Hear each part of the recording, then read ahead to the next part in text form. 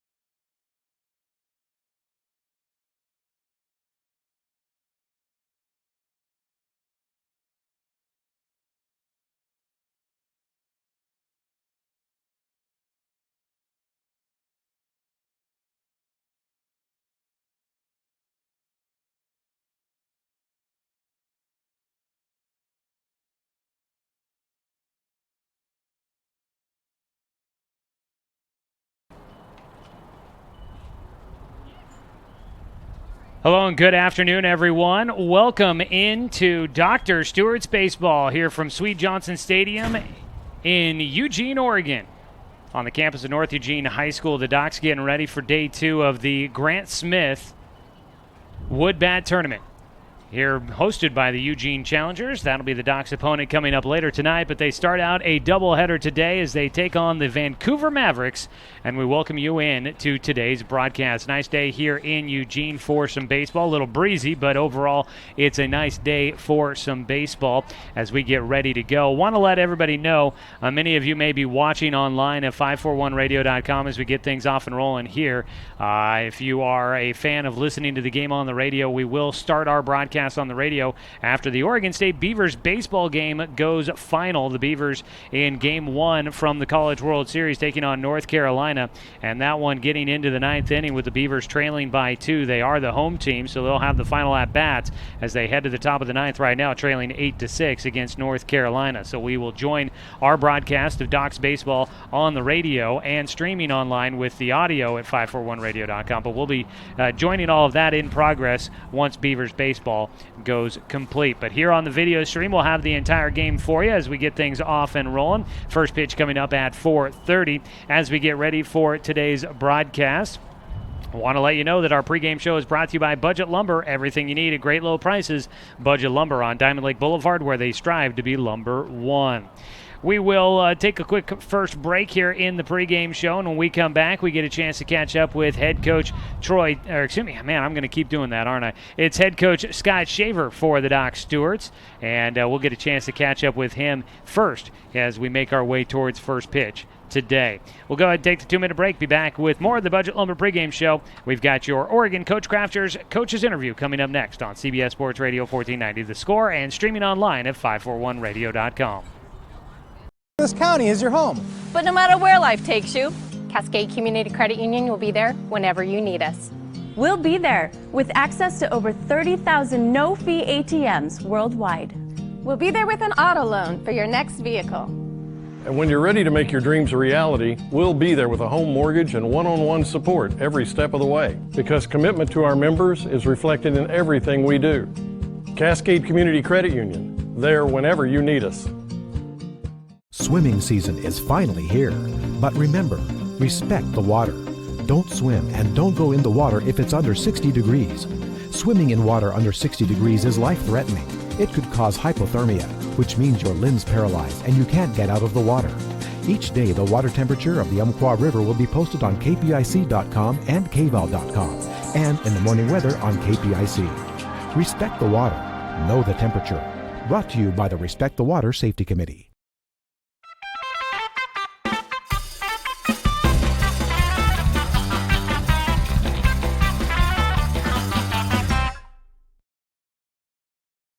Reese's Pieces. Popcorn with butter. Starburst. Popcorn. Okay. Skittles. Popcorn.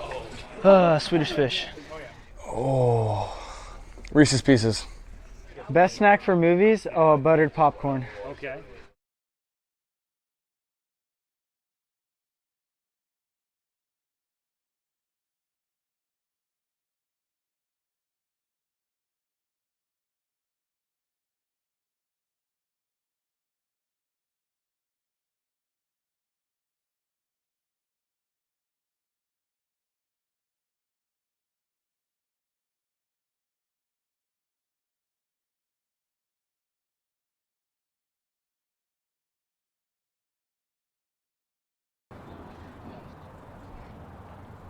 Back here with more of our pregame show on CBS Sports Radio 1490 The Score and streaming with video online at 541radio.com. As we get ready for the first game of the day, Docs will be playing 2. They take on the Vancouver Mavericks from Washington in Game 1, and we get a chance to talk about maybe today's matchup, a little bit of what's going on here in the tournament. It's our Oregon Coach Crafters Coaches Interview here in the pregame show. Joining us, head coach Scott Shaver. Coach, you guys start out the tournament with a 4th straight win, a nice victory against that Siskiyous club club yesterday. Cody looked sharp on the mound in his first start. Bats were going, and guys continue to play pretty hot here as you guys get into this nice little winning streak to start out the year. A hot start like this, how big can that be for a team as you guys are trying to build that confidence early on? That's great for confidence. I'm really proud of the way the guys are playing. But there's a very fine line between confidence and complacency, and that's what we're going to battle today. We're going to want these kids to understand you're going to walk into today's our first taste of basically Area 4 baseball, and it's a different world. So you need to come ready. You need to show up every day. You need to work hard. So those are some of the conversations we've had today. I like this club. I think we're going to be just fine. But that it's definitely. The confidence is a great thing, and it's awesome, and being on a winning streak is a lot of fun and all those things, but it's a long summer, and you got to get ready for when somebody punches you in the mouth to be able to get back up. Today you'll take on a couple of teams that have wins here in this tournament. So obviously, like you said, going to be getting some competitive games out there here today after a bit of a lopsided win yesterday. But to try and keep these guys focused and staying away from being complacent, what kind of things are you preaching to them right now after playing on the road for the first time, now having to go on the road again the second straight day and play 2 games? I mean, there's a lot of things that could lead this team to maybe getting a little tired or maybe getting a little worn out throughout this day-to-day. What are you trying to make sure that they're doing? It doesn't matter who lines up on the other side. Every chance in baseball. The greatest thing about this game is you always have a chance to play the game, and it's about staying inside yourself, doing the things you need to do that are right, and then those translate into wins and successful days on the baseball field. And that's the only way it happens. It doesn't really matter who lines up. Whether it could be the Yankees, it doesn't matter. If you do the things right, you can do. If you control what you can control, you have a chance to be successful. And these kids are young, and that's a hard thing to understand. And sometimes you need to get punched a few times to figure out, hey, yeah, I'm okay. I'm still who I am, and we can still get this done. So I expect today that these are two, the Vancouver team, the Eugene team. I got to watch them both last night. They can both play. They're both good teams, and I think it's going to be a lot of fun. I think we match up really well. Before we took off here today, I shared with you the unofficial stats that I have, but you're looking over that. What are some of the things that stand out to you here early on in the season? When you look at a stat sheet, what are some of the things you're looking for that you'd like to see as a coach, and what kind of stands out to you here early on? You know, I like some of our on-base percentages. I think we're doing a good job there. I like the fact is that we gave up a lot of runs early on, and our ERA is still under 5, and it can come down a lot.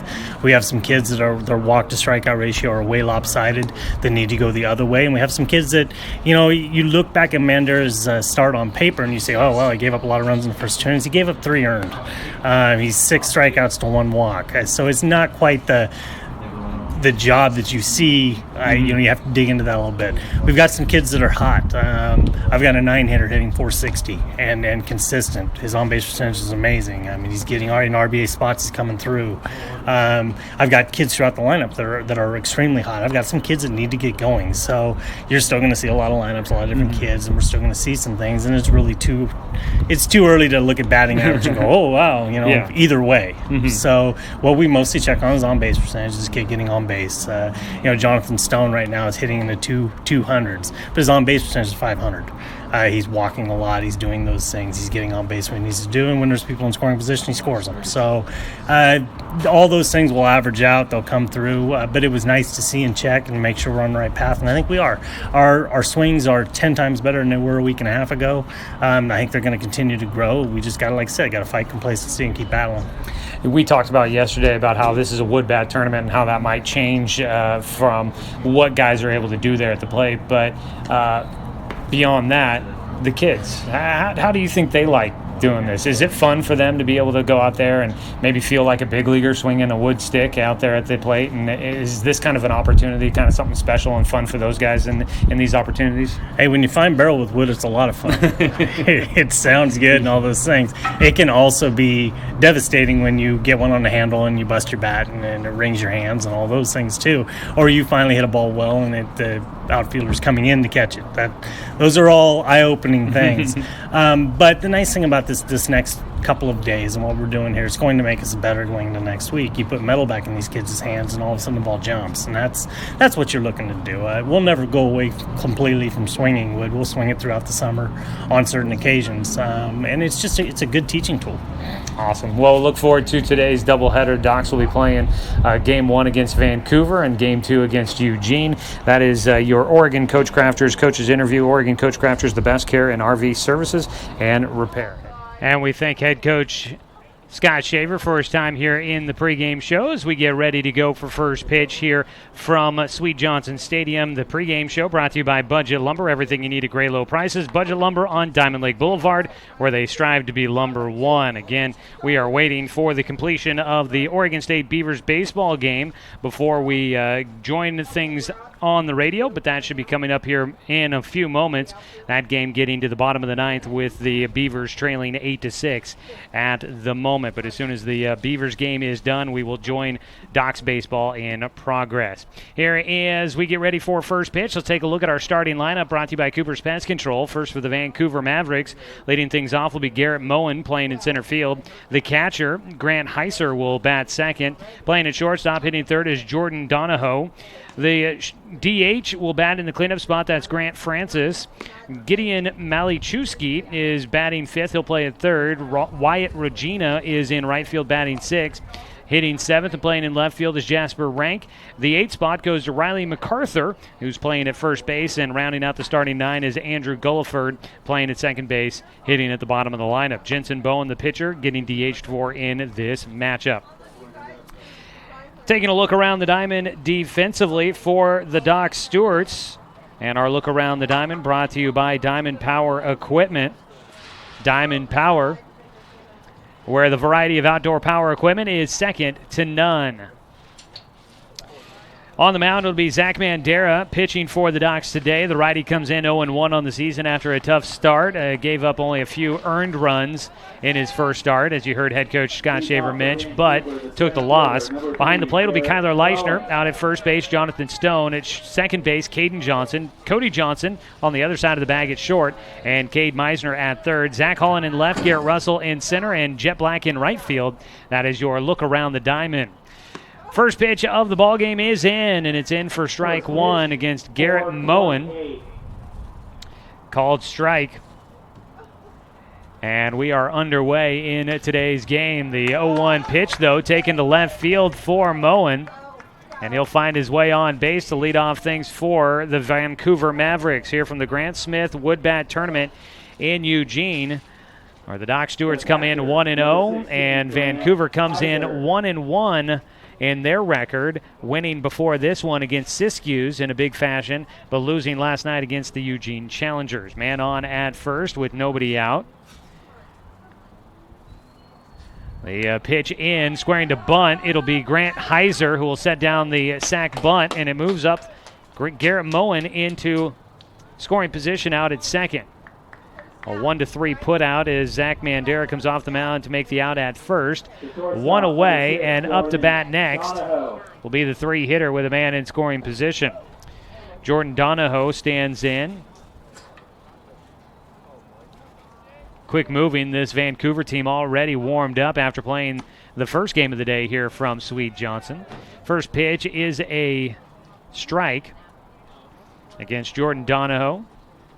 Gives the lefty an 0-1 count. Donahoe standing in, a left-handed batter, first in the lineup for Vancouver. He hits one to center. It'll fall in for a base knock. Garrett Russell will toss it back in, holds the runner at third. Two base hits here in the first inning for Vancouver. And they've got runners on the corners with one away.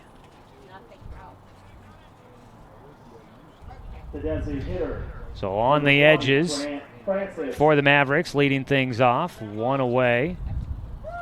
Grant Francis, the DH, another lefty, will bat next. Docs Baseball today brought to you by our friends at Good Vibration Solutions for home theater and automotive audio. You can feel it at Good Vibes. Pitch is high and away for the lefty. A 1-0 count. They're in the bottom of the ninth still for the Beavers, taking on North Carolina.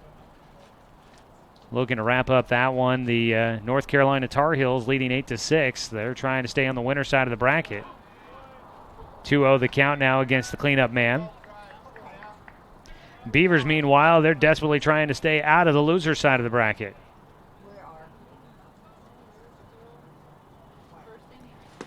Pitch on the inside corner will be called for strike one.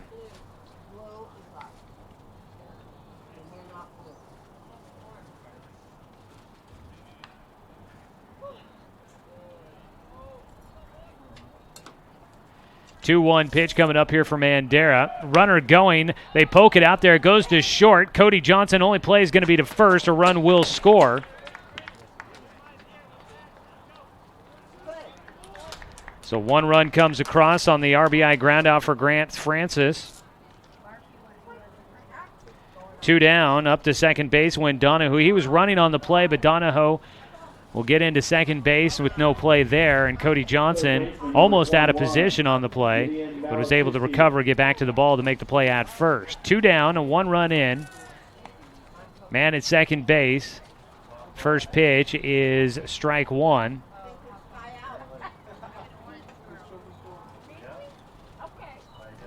The 0-1 pitch swung on, fouled away for strike two.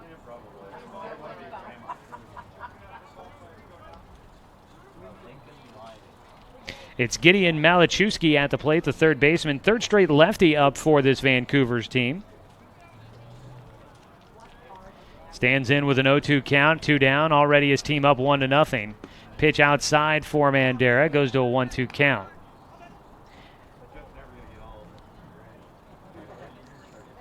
Getting ready to join things on the radio side. Sounds like the Beavers will be in the losers bracket, an elimination game coming up on Monday. It's a pitch low and inside. Will take it to a 2-2 count for Gideon Malachewski. Back in the studio, Brenton, if you just give me a heads up when we're ready to go on the radio side, we'll bring everybody in on the radio broadcast as well. 2-2 delivery coming in for Gideon Malachewski, and it's outside for a full count. It's 3-2, the count.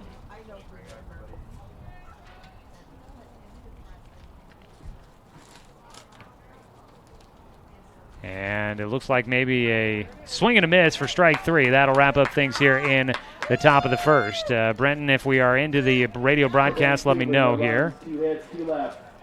Sounds like just not quite there yet. We may add a roster change there that I will get corrected here as we head to the bottom of the first inning. But in the first, it's one run in for the Vancouver Mavericks. Doc Stewart will be coming up to hit here in a moment.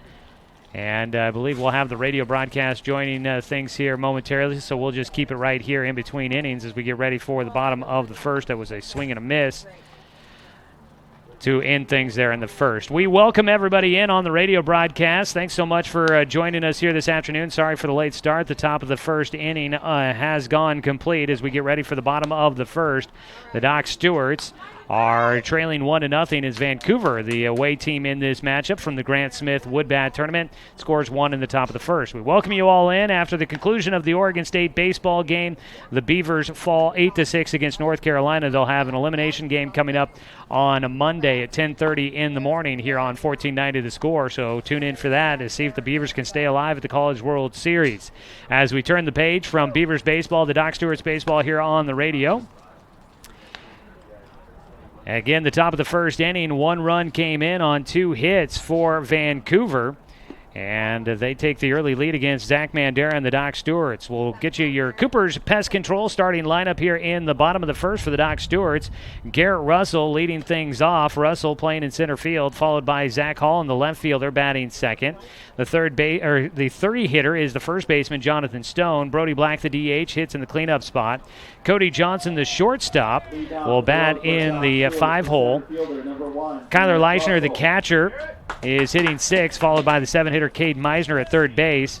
The second baseman is Caden Johnson hitting in the 8th spot, and the right fielder Jet Black will round out the starting lineup, the DH being utilized for the pitcher Zach Mandera. On the mound is Jensen Bowen throwing for Vancouver, and his first pitch is in for strike one as we begin the bottom of the first inning. Doc Stewart's trailing 1-0. Garrett Russell hitting first. He lays down a bunt on the third base side. Barehanding, slipping. Third baseman unable to make the play, and Russell will get on with a leadoff single as he continues his hot hitting to begin the year. So was that not Malachowski that's in that spot? Sam Malachowski. Okay, we get the clarification. And he's wearing number 21, is that right? Okay. Well, these tournaments, you can get kind of some mix-ups here. So it's Sam Malachowski, and he's playing at third base still? Okay, get the positions all right here. Sam Malachowski was the one that came in to try and make that play on the bunt by Garrett Russell. He could not make the play, sliding as he tried to barehand it. A man on with nobody out. Batting next is the lefty, Zach Holland. And the pitch high for ball one from Jensen Bowen, who's on the mound, a righty.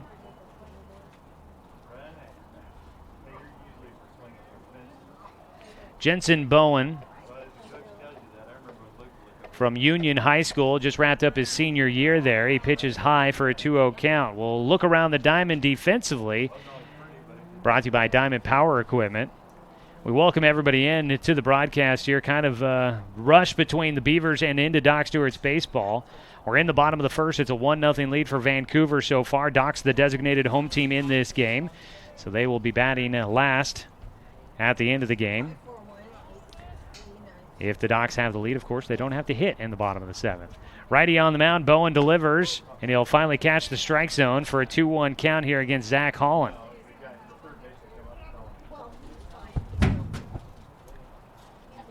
Two balls, one strike against Holland with Garrett Russell on at first after the bunt single to lead things off.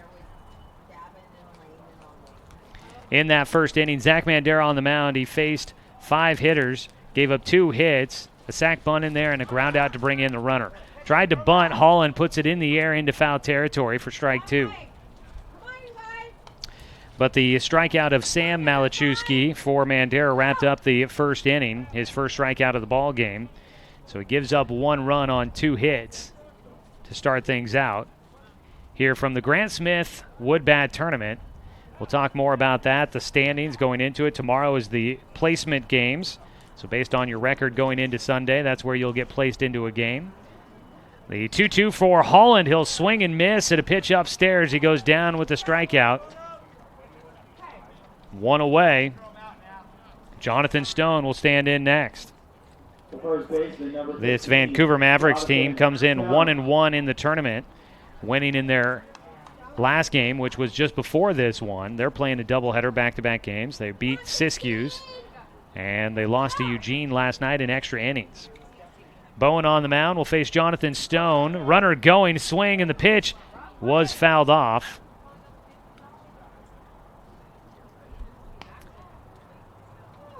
So it'll be strike 1 against Jonathan Stone. Back to first base will go Garrett Russell.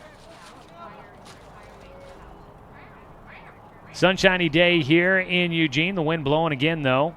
It's a pitch in the dirt again for Stone, and he's got a 1-1 count. Doesn't chase that time.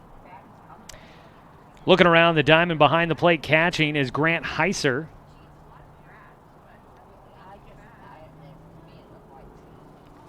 He'll deliver the pitch selection to the mound for Bowen. He finally agrees to one, and he'll throw over to first instead. Out at first base is Riley MacArthur, holding on the runner. At second base, Andrew Gulliford. The 1-1 for Stone, low and inside. It'll give him a 2-1 count. Andrew Gulliford there at second base. At shortstop today is Jordan Donahoe. The 2-1 up the middle. Donahoe reaching, can't get to it. Into second base safely will go Russell. On with a base knock is Jonathan Stone. And the Docs have runners at first and second with 1 away. Ground ball up the middle. Just gets through. Wasn't hard hit, but it was just too far out of the reach for Donahoe at shortstop. Might have been able to get to it with a dive, but he wouldn't have much of a play to get it to first in time to get Stone. 1 down, 2 runners in. on base for the Ducks here in the bottom of the first inning, trailing 1-0. Brody Black will hit next, the DH for the Dock Stewarts. And out to the mound will go another visit for the catcher, Grant Heiser. That allows us to look around the diamond a little more here. Sam Malachewski at third.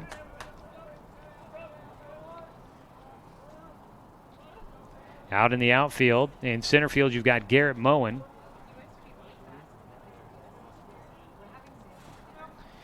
And left field is Jasper Rank. As the first pitch catches the bottom of the strike zone, gives Brody Black an 0-1 count. And in right field, rounding out the diamond here, Wyatt Rogina.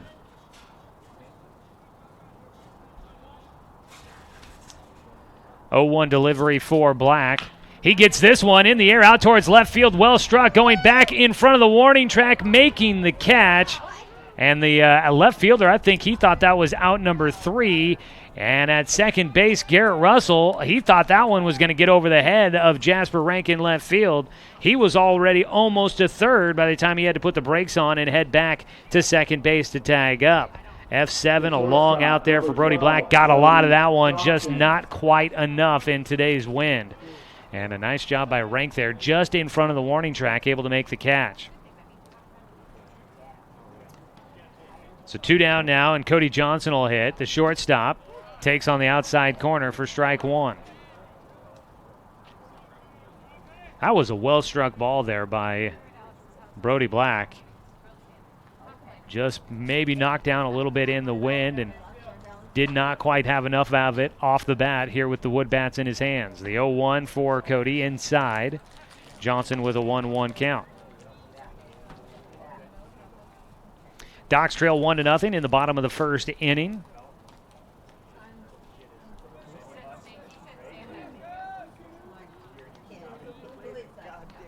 The 1-1 pitch to Johnson. Cody swings and misses.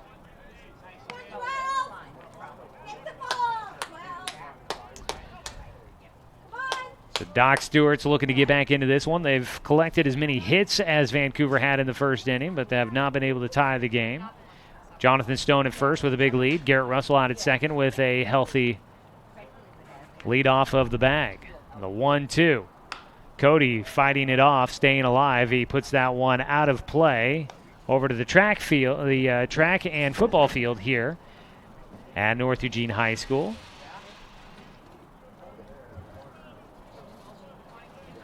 Cody Johnson comes in batting at 200 and even 200 on the season, looking to try and bring that up with a base knock here to lead off and get things going for the Docs in the first. The 1-2, strike 3 called. He goes down looking. Jensen Bowen on the mound gets a pair of strikeouts in the first, and he keeps the Docs off the board, stranding 2. No runs on 2 hits, no errors, and 2 men left on. Docs trail 1-0 as we go to the top of the second inning. We'll go ahead and take the 60-second break and come back with more on CBS Sports Radio, 1490 The Score. Douglas County is your home, but no matter where life takes you, Cascade Community Credit Union will be there whenever you need us.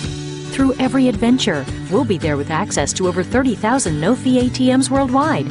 Through every triumph, we'll be there every step of the way with a home mortgage.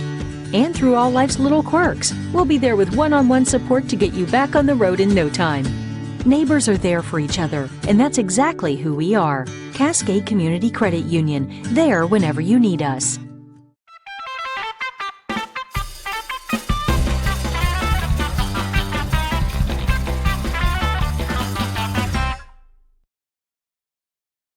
Gotta go with barbecue. Cracked pepper. Spitz cracked pepper. Spitz cracked pepper. Aunt Carol's barbecue seeds. Barbecue. Ranch. Barbecue. Barbecue. Ranch.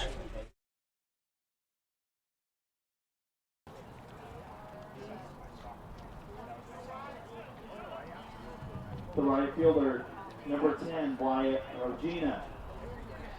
We go to the top of the second inning, a 1-0 lead for Vancouver. Leading things off, Wyatt Rogina will put one high in the air on the infield, and the first baseman, Jonathan Stone, will get to it first. Calling for that one in the air. The long arms of Jonathan Stone will bring it in for out number 1. A quick one pitch out there for Zach Mandera as he starts the second inning. First pitch now is a ball low against Jasper Rank, the left fielder. Made a nice play on a ball well struck by Brody Black in the last half inning. The 1-0, same position, and it misses again for a 2-0 count. Riley MacArthur, the first baseman, on deck, and Andrew Gulford, the second baseman, in the hole. That would wrap up the first time through the lineup for Vancouver. Ball was popped up behind home, but Kyler Leischner couldn't locate it. And it falls for a foul ball, strike 1 against Jasper Rank. So the Mavericks lost 8-6 versus Eugene yesterday in 8 innings. There's a 2-1 pitch outside from Mandera. Breaking ball tailing away from the right-handed hitter. Went to extras. It was a tight game late in that one. Low-scoring game, and then the offense exploding in extras. Pitch across on the 3-1 count for a strike. Then the Mavericks winning big against Siskiyous to get to 1-1 in the tournament, winning 13-0. Docs beat Siskiyous 11-0 as a strikeout. Jasper Rank goes down looking. Getting that outside corner, Zach Mandera gets a Joe's Towing strikeout, his second of the game, and it's quickly 2 down here in the top of the second. The first pitch, a breaking ball, cuts through for strike 1 against the 8-hitter Riley McCarthy. I think I keep calling him MacArthur. It is McCarthy, and he'll have another strike across.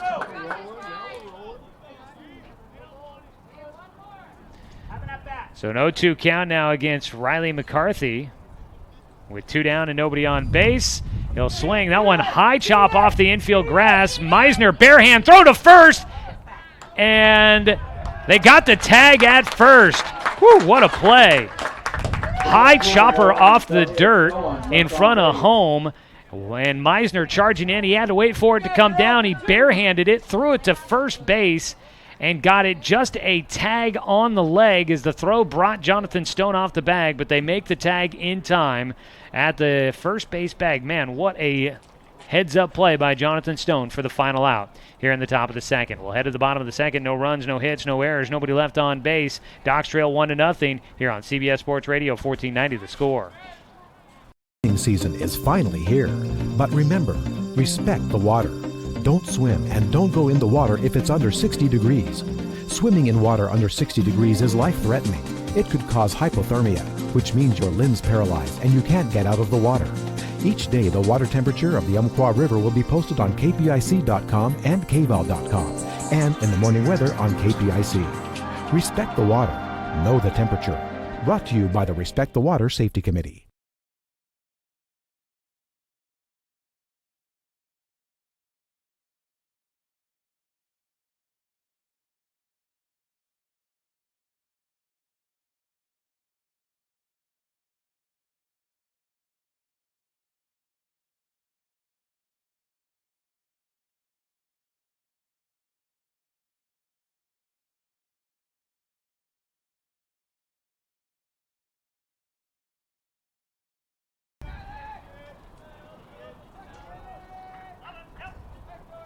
Bottom of the second inning, Kyler Leischner will lead things off for the Docs, who trail 1-0. Pitch on the inside corner from Jensen Bowen will be good for strike 1. Beautiful day for baseball here, although a windy one again. Leischner will put it high in the air, might get benefit from some of this wind. Trouble out in shallow left center, but the shortstop will track it down, twisting and turning. Jordan Donahoe makes out number 1. Cade Meisner will get a chance to hit now for the Doc Stewarts.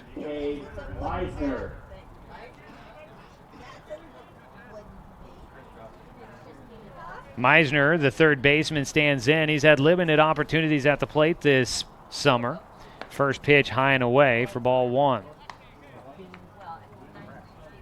Meisner this year has just 3 plate appearances. He's 0 for 3 in all 3 of those at-bats. He'll take low for a 2-0 count. Beautiful day, a little bit warmer than what we saw yesterday. 72 degrees here in Eugene today, and that's probably topping things out. Going to be cooling off as the day wears on. 2-0 pitch. Meisner takes on the inside edge for strike one. It is windy, and right now the American flag in center field is blowing out, and it is blowing consistently as the 2-1 pitch to Meisner golfs it in the air, first base side, back behind the bag, in foul territory, dropping the ball. Riley McCarthy was backpedaling behind first, just into foul territory, and that one pops out of the glove. Meisner gets a second life at the plate with a 2-2 count. Meisner has put the ball in play every time he's been up the bat, has not struck out or walked, but he's still looking for that first hit, the 2-2. He does it again towards first base in foul territory, this time able to settle underneath it a little better, and Riley McCarthy will get a second look at it and makes the play. A little redemption for the first baseman for Vancouver, 2 down. Caden Johnson will stand in next. Johnson hitting with nobody on and 2 away. First at bat for him in the 8th spot. The weather update is brought to you by Supercuts. It's the Steelhead Run Plaza across from Starbucks on Garden Valley Boulevard. Save time and check out styles online at supercuts.com. Sunshiny day. Yesterday it was real cloudy up here. It never really felt like the sun was breaking through, but was a fairly, nice temperatures for baseball. Not as warm as everybody was expecting. Today it has definitely gotten to that point. 1-0 count here for Johnson. Jensen Bowen on the mound goes into his windup. Caden gets this one high in the air out towards left field, towards the line. Shortstop calling for it, and Donahoe there to make the play.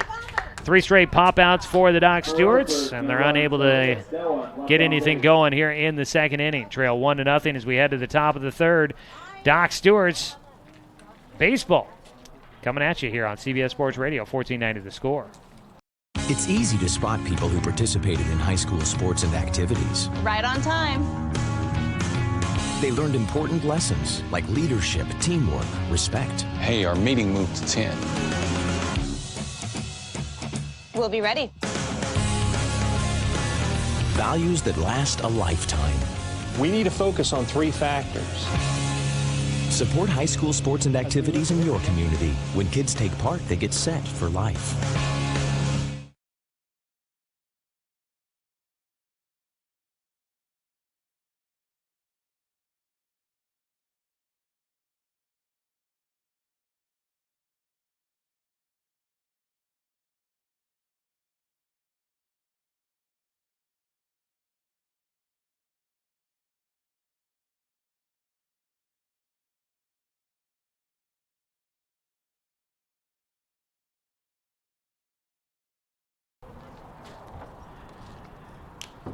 Heading to the top of the third inning in this 7-inning wood bat contest. Doc Stewart's trailing the Vancouver Mavericks 1-0.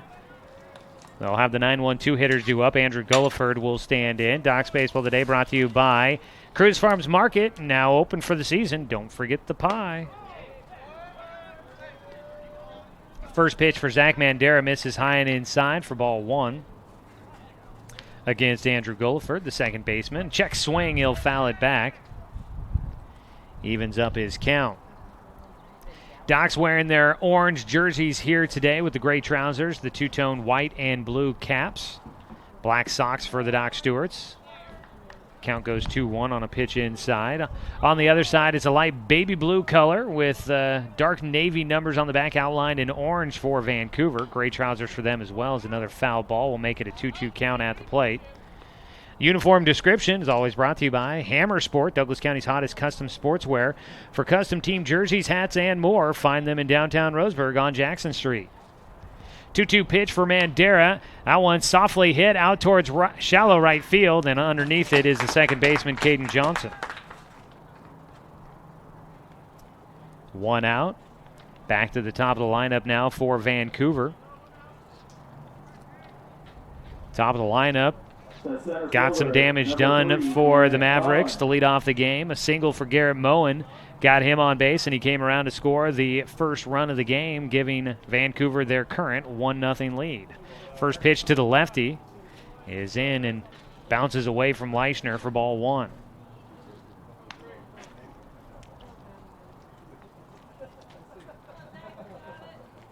Mandera looking for out number 2 with nobody on. Gets a strike at the top of the zone for a 1-1 count. Quite a few lefties in this lineup for the Vancouver Mavericks. Ball fouled away again. 1-2 count for the leadoff man, Garrett Moen. Flared one out to left field in his first time up. The 1-2 pitch outside.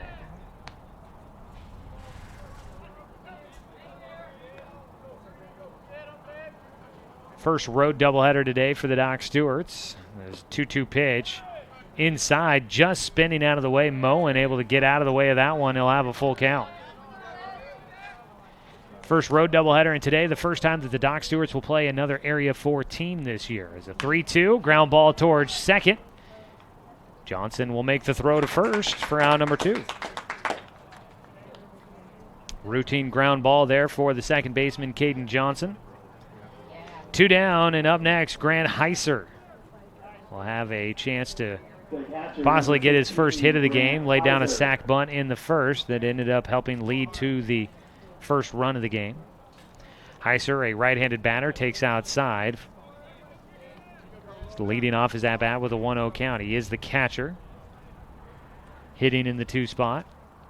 The 1-0 pitch lofts it out in the air towards left field. Coming in, Zach Holland. He'll make the catch, and it's a 1-2-3 frame. After the first inning, Zach Mandera has set down now 7 straight batters, trying to keep his team in it, trailing 1-0 in the top of the third for Vancouver. No runs, no hits, no errors, nobody left on base. Head to the bottom of the third. Docs trailing 1-0 on CBS Sports Radio, 1490 The Score.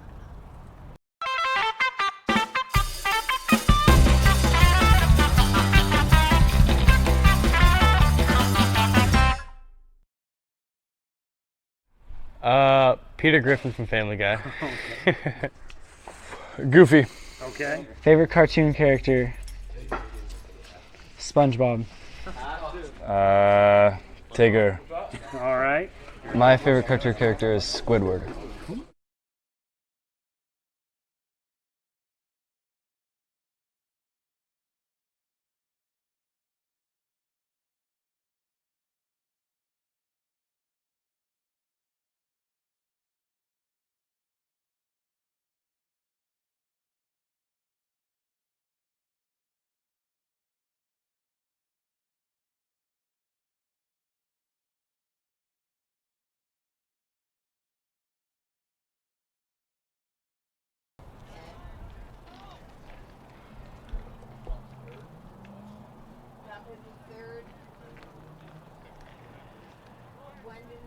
Bottom of the third inning, coming up for the Doc Stewarts. They trail 1-0 against the Vancouver Mavericks. Let's go ahead and pause 10 seconds for station identification. You're listening to Doc Stewart's Baseball here on CBS Sports Radio, 1490 The Score.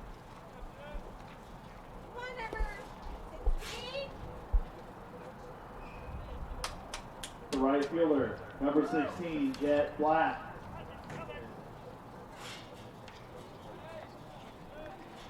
Jet Black leads things off for the Docs, trailing 1-0 as we start the bottom of the third. The 9-hitter, as the Docs will make their first rotation through the lineup, facing Jensen Bowen. The righty fires the first pitch to Jet, low on the inside edge for strike 1.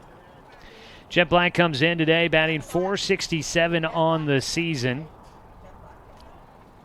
0-1 delivery. Check swing. Home umpire will say he went around.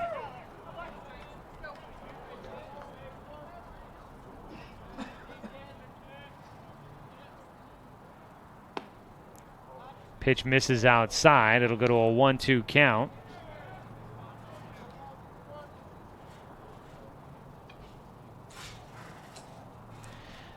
One-two delivery from Bowen. His breaking ball will finish in the dirt and outside, evening up the count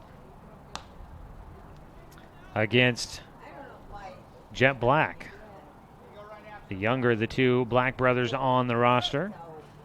Just finishing up his sophomore season. The 2-2, swing and a miss. He'll go down with the strikeout. Third strikeout of the game for Jensen Bowen. For Jet Black, his first strikeout of the season. One down, and up next, top of the lineup, Garrett Russell will stand in. Garrett has been hitting outstanding this year, and his average probably jumping back over 700, hitting .692 coming into the game. He's 1 for 1 with a leadoff bunt single to start the Docs offense here today, and he fouls away the first pitch for strike one. That bunt single to lead off the bottom of the first for the Docs has the third baseman, Sam Malachewski, playing in as a breaking ball misses outside for a 1-1 count.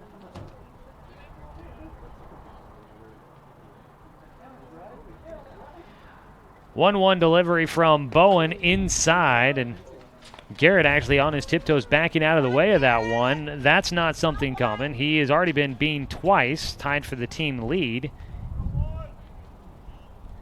The 2-1 delivery, high and inside. It'll go to a 3-1 count.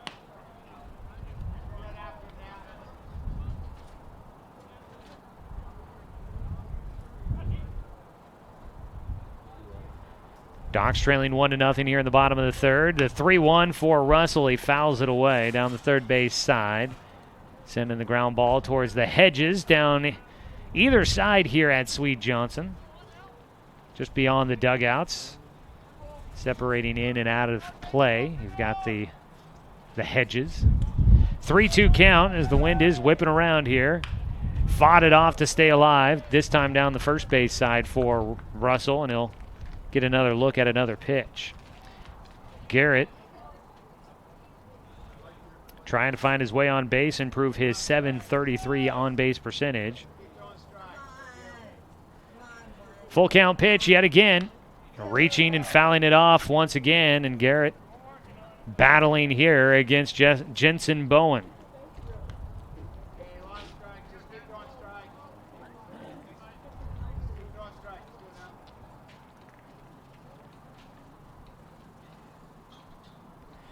Full count pitch. Got him to pop it up into shallow center field. Going out the second baseman, coming in center fielder. It'll be Andrew Goldford, the second baseman, underneath it for the second out here in the third. The left fielder, number 5, Zach. So 2 down after a lengthy battle there for Garrett Russell. Flying out to shallow center field. Zach Holland will stand in. He struck out in the first inning. Righty versus lefty matchup, and the lefty at the plate swings and misses. Holland will have an 0-1 count.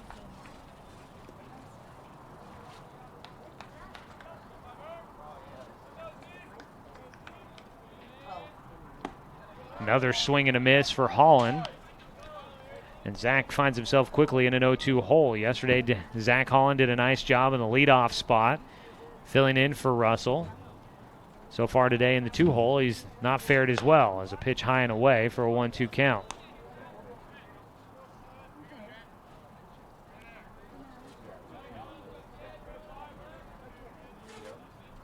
One-two pitch. Strike 3 called. And Zach Holland will go down with his second strikeout of the game. It's the 4th for Jensen Bowen, who is picking up steam here against the Doc Stewarts. He has retired 8 straight batters. We've got ourselves a pitcher's duel. No runs, no hits, no errors. Nobody left on base for the Doc Stewarts. Head to the top of the 4th with the score 1-0 in favor of Vancouver on CBS Sports Radio, 1490 The Score. Season is finally here. But remember, respect the water. Don't swim and don't go in the water if it's under 60 degrees. Swimming in water under 60 degrees is life-threatening. It could cause hypothermia, which means your limbs paralyzed and you can't get out of the water. Each day, the water temperature of the Umpqua River will be posted on kpic.com and kval.com, and in the morning weather on KPIC. Respect the water. Know the temperature. Brought to you by the Respect the Water Safety Committee.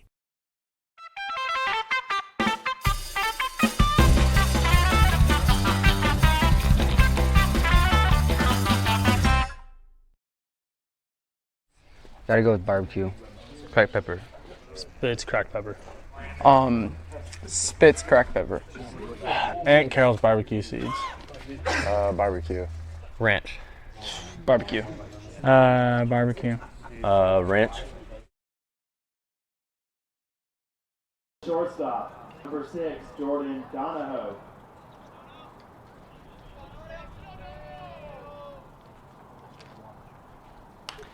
Starting the top of the 4th inning, first pitch fouled away. Zach Mandera still on the mound, throwing for the Doc Stewarts, looking to pick up his first win of the season. Foul ball out of play down the third base side for 3-hitter Jordan Donahoe, the shortstop, 1 for 1 in the game. He'll have a ball out towards right field, well hit, and it does carry off the glove for Jet Black in right field. He'll chase it to the warning track. He'll fire in. It'll stop the runner at second base. That one popping out of the glove for Jet Black in right field. That'll be a costly error there for the right fielder. Ball popping out of his glove. He looked like he got a little frozen on the ball, hit right to him. Came in a couple of steps, then it started to carry on him. I thought he was still going to get it, but it just squirts out of his glove. So a runner in scoring position to lead things off here. Foul ball down the third base side for Grant Francis, hitting with a man in scoring position.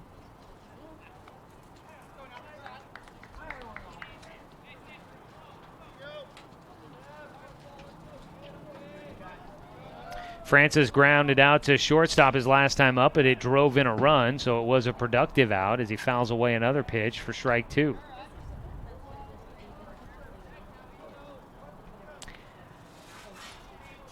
Docs will hopefully make that a not costly error in right field. There's a ground ball. Will get into right field for Francis. He'll pick up his first base hit of the game as Jet will fire all the way to the plate.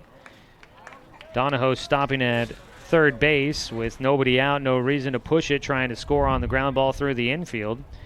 A hit and an error here in the 4th inning. And Vancouver in business early on against Doc's pitcher Zach Mandera, trying to extend a 1-0 lead with nobody out. Sam Malachewski, the third baseman, batting next. He struck out in the first inning to end things with a man at second base. First pitch from Mandera, and it beans him. So Mandera puts on a runner with the hit by pitch. Zach this season on the mound. Mentioned he had the loss in the first game of the season for the Docs. He's got a 5.25 ERA coming into the game. He had not beaned a hitter yet, so that'll be the first there as he gets a visit to the mound from Cody Johnson. Bases will be loaded with nobody out. Mandera had thrown only 4 innings in his season opener when he took the loss against Mid-Valley.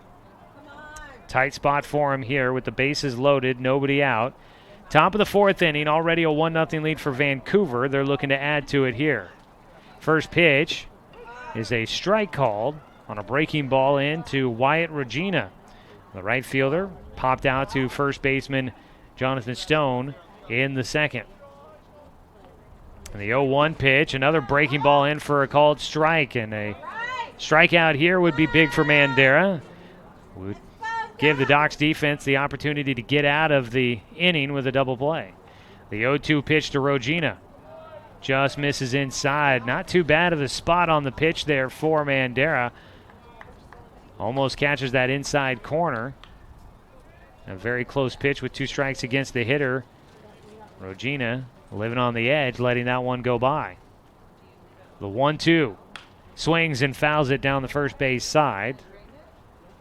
They'll reset with the bases loaded, and again a 1-2 count here against the right fielder Wyatt Regina. Regina from Union High School, a senior, was a first-team pitcher after his high school season in the spring. The 1-2 pitch to him.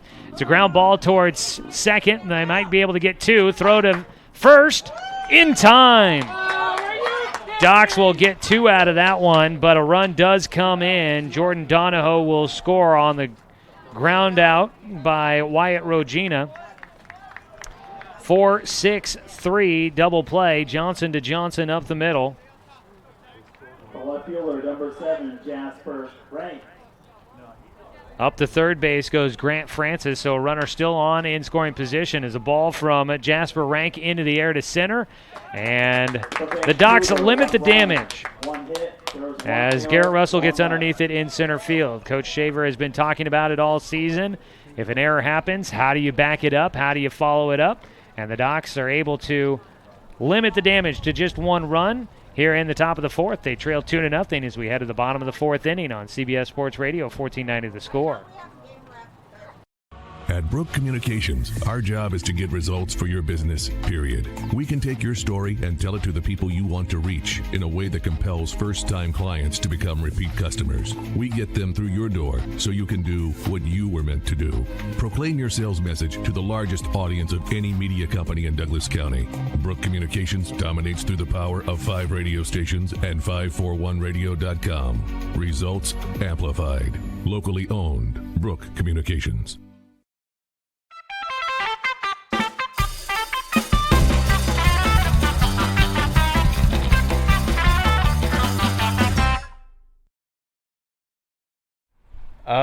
Peter Griffin from Family Guy. Goofy. Okay. Favorite cartoon character? SpongeBob. Tigger. All right. My favorite cartoon character is Squidward. Number 15, Stone. Jonathan Stone leads off the bottom of the fourth inning for the Doc Stewarts. Trail 2-0 here against Jensen Bowen. First pitch, Stone will take a strike on the inside corner. Docs baseball on the score today brought to you by optometrist Dr. Bonnie Gower. She's here to open your eyes to more options when it comes to your vision. To find out more or to schedule an appointment, give her a call at 440-2590. Ball fouled away for Stone. He has an 0-2 count against Bowen, who has held the Docs hitless since the first inning. Docs got 2 in the first inning but couldn't score a run. They have not been able to get a runner on base since. The 0-2, Stone takes in the dirt. 1 ball, 2 strikes now against the Doc Stewart's number 3 hitter. Stone 1 for 1 in the game. He had one of the 2 hits in the first inning. Garrett Russell had the other. Trying to get something started here. The 1-2 swings and fouls off another pitch, pulling it down the third base side. The Docs need to get their offense going here to help back up Zach Mandera. Mandera has not been bad, only allowing 3 hits. An error kind of proves costly in the top of the fourth inning as a run comes in. The 1-2 for Stone, it's high. When it's up near his eyeballs, you know it's a pitch well outside the strike zone. Jonathan Stone, of course, standing at 6'7" according to the basketball roster.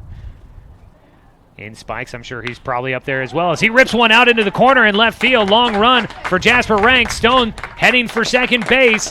He'll get in, standing up easily. The throw back in, and the Docs with a man in scoring position. The leadoff double for Jonathan Stone. Pulls that one deep into the corner in left field. That one hits up off against the wall at the 320 sign, and the Doc Stewarts have 1 on with nobody out. Just a line drive shot that gets there in the corner. Jonathan Stone bringing up his average today. He came in, as Coach Shaver mentioned in our pregame coaches interview, brought to you by Oregon Coach Crafters. Stone's average not that great, but it's going to be better after today. The first pitch to Brody Black is fouled back for strike 1. Stone came in today batting .222, but had been doing a nice job of getting himself on base at a 500 clip, and he's done well today, on base twice, 2 for 2 at the plate. Brody Black flew out to left field on a well-struck ball his first time up, just not enough to get over the head of the left fielder Jasper Rank, who caught it just in front of the warning track.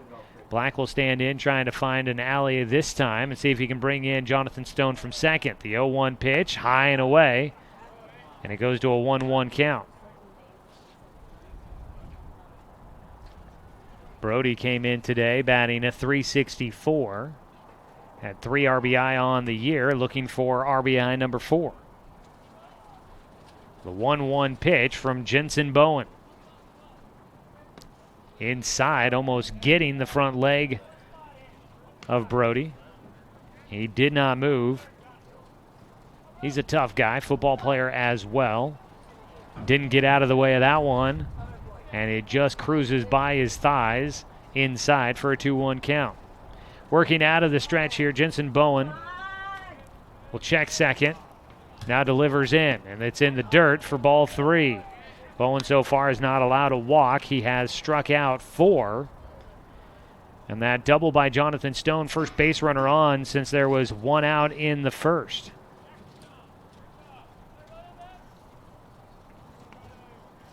Three-one pitch to Black. Gets underneath it in foul territory. This one carrying towards the dugout, and it will bounce up off the, I think that either hit off the fence or it hit off the top of the hedges down there, but it bounced like it hit something hard, not like it hit the hedges. So that might have been off the top of the fence or just off the, that might have just hit the ground and bounced back up.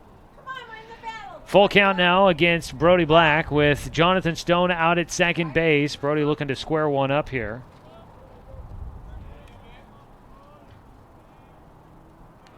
Three-two pitch. Bowen delivers. Line drive shot gets through the middle. Stone is going to head to the plate, and it gets by out in center field for Garrett Moen, and Brody Black's going to try for 2. The throw won't get there in time. And Brody Black will get to second on the error.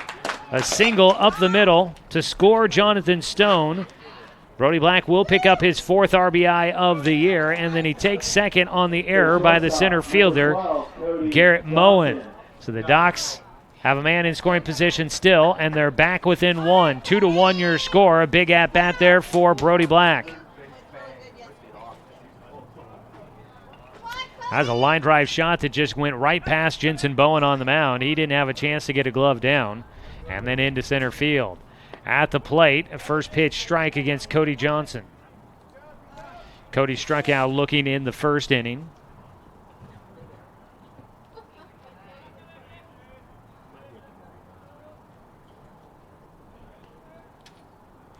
The 0-1 delivery to Johnson. Outside corner this time for strike 2.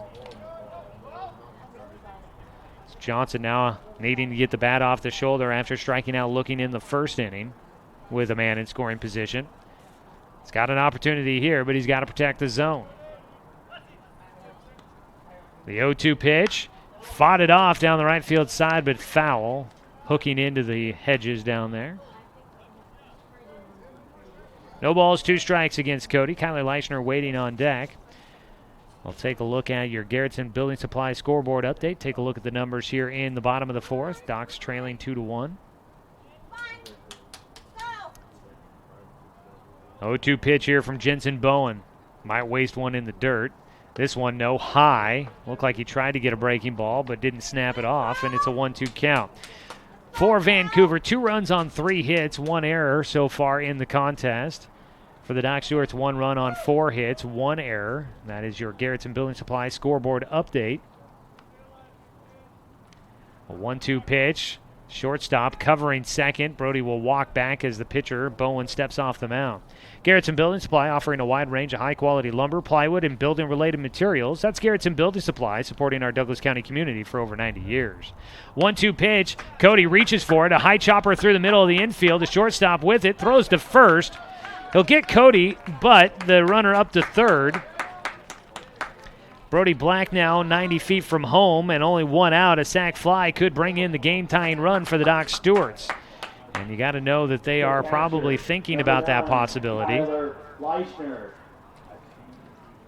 Leischner standing in, an opportunity to tie this ball game up for the Doc Stewarts, trailing 2-1. First pitch swinging, that one in the air to right field. It could do the trick. Brody will tag. He's heading. No, he holds up. Brody was a little bit caught off there. I think he didn't get back to tag quick, and that more of a low pop fly out to right field for Kyler Leischner. And it wasn't enough to get the right fielder, Wyatt Rogina, backing up. And an unfortunate missed opportunity there for the Doc Stewarts to tie the game. And Cade Meisner now stands in. With 2 down, need a base knocker, a pass ball, maybe an error to score the game-tying run. First pitch, and it's into left field. Meisner will drive in the tying run with his first hit of the season. Cade Meisner comes through with a line drive through the infield. Coming in to score will be Brody Black, and the Doc Stewarts tie this one up here in the fourth. 2-2 your score. Meisner on at first. And up to hit next will be Caden Johnson.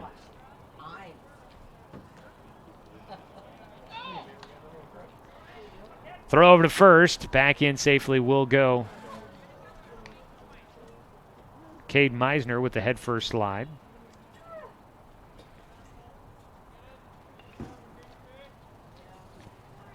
Pitch high and away for Caden Johnson.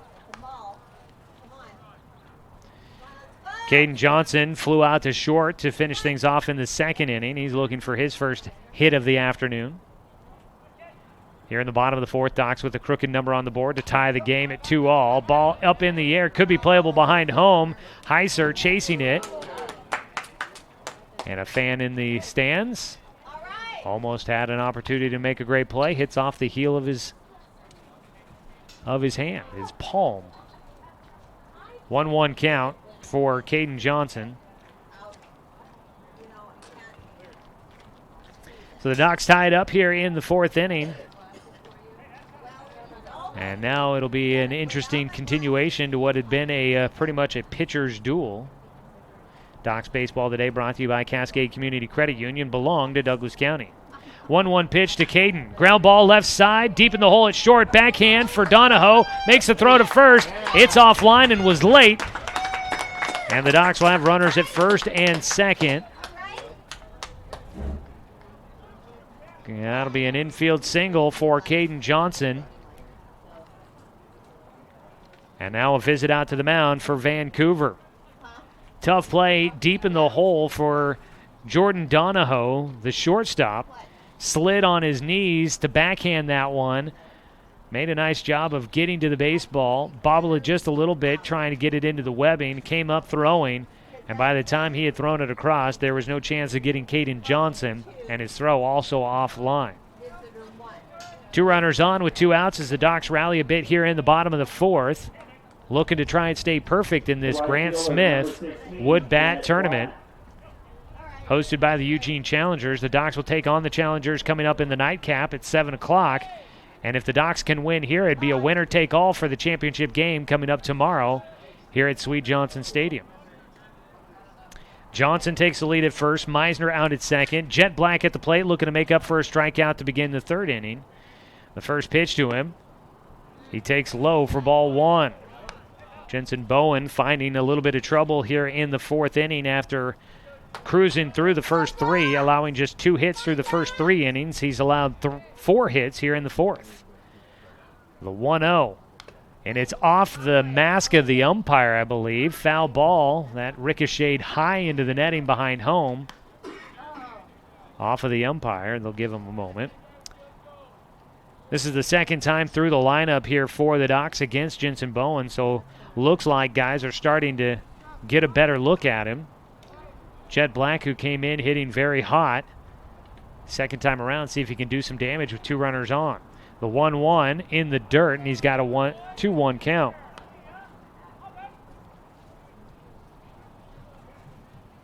Nobody throwing in either bullpen here. Third game of the tournament for this Vancouver squad. One of 2 Vancouver teams in the tournament, the other one in the other pool. The Vancouver Cardinals. 2-1 for Jet was high and away, and it bounces off of the glove for Grant Heiser.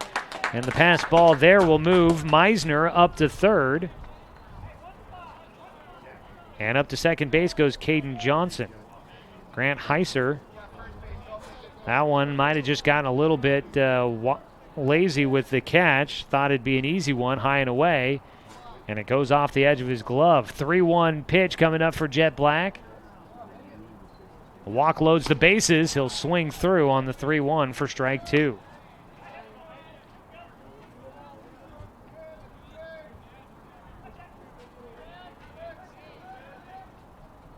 Three-two pitch for Jet Black. Oh! That pitch looked a little outside. Strike 3 called against Jet. He'll go down looking. That'll be the 5th strikeout for Jensen Bowen, and he gets out of trouble here in the 4th inning, but not before the Doc Stewarts come back to tie up the ball game. 2-2 is our score as we head to the top of the 5th on CBS Sports Radio, 1490, The Score. Douglas County is your home, but no matter where life takes you, Cascade Community Credit Union will be there whenever you need us. Through every adventure, we'll be there with access to over 30,000 no-fee ATMs worldwide. Through every triumph, we'll be there every step of the way with a home mortgage.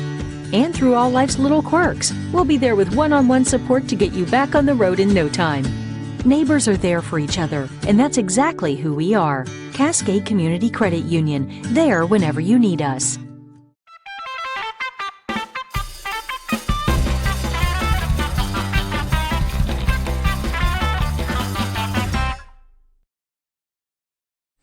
Gotta go with barbecue. Cracked pepper. Spitz cracked pepper. Spitz cracked pepper. Aunt Carol's barbecue seeds. Barbecue. Ranch. Barbecue. Barbecue. Ranch.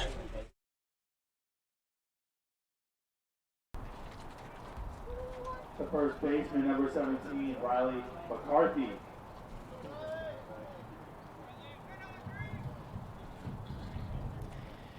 We start the top of the 5th inning with a whole new ball game. 2-2 is your score. Riley McCarthy will lead things off as he fouls away the first pitch over the right side and out of play. Zach Mandera still on the mound for the Roseburg Doc Stewarts. Come in with a 4-game winning streak on the year.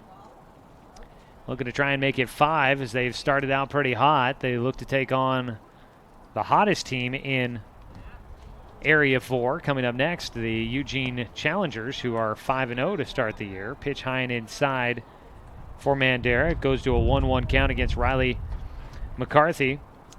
So we joined Doc's baseball in progress after the conclusion of Oregon State baseball. The Beavers fall 8-6 in their first game from the College World Series. As a pitch outside goes 2-1 now against McCarthy.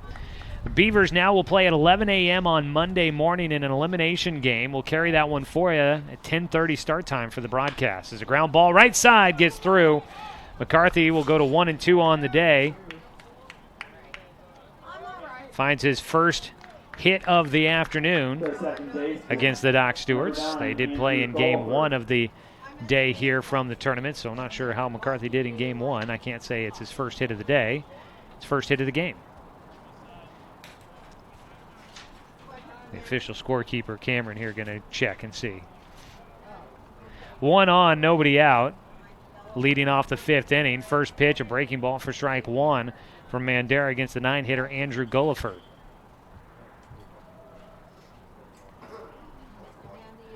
Apparently it is the first hit of the day for Riley McCarthy. Went 0 for 1 in the first game against Siskiyous, post 122. Runner going, a slap towards second base. Only play for Caden will be to first. Hit and run on. Gulliford able to at least not allow a throw down to first, down to second. McCarthy will not get credit for a stolen base as he goes on contact there. He's into second with 1 away. Vancouver looking to regain the lead here against the Doc Stewarts in a tie 2-2 ball game. Up to hit Garrett Moen. Had an error in the last half inning defensively. He's got a 1-0 count. He'll take off outside off the plate for a 2-0 count.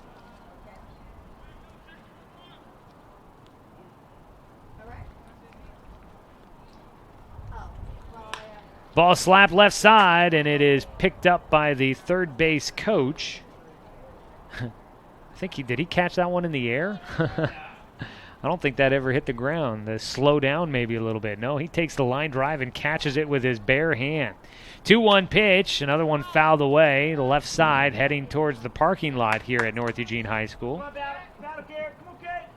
Mandera fighting his way back into the at-bat. A 2-2 count against the leadoff man, Garrett Moen, who is 1 for 2 in the contest.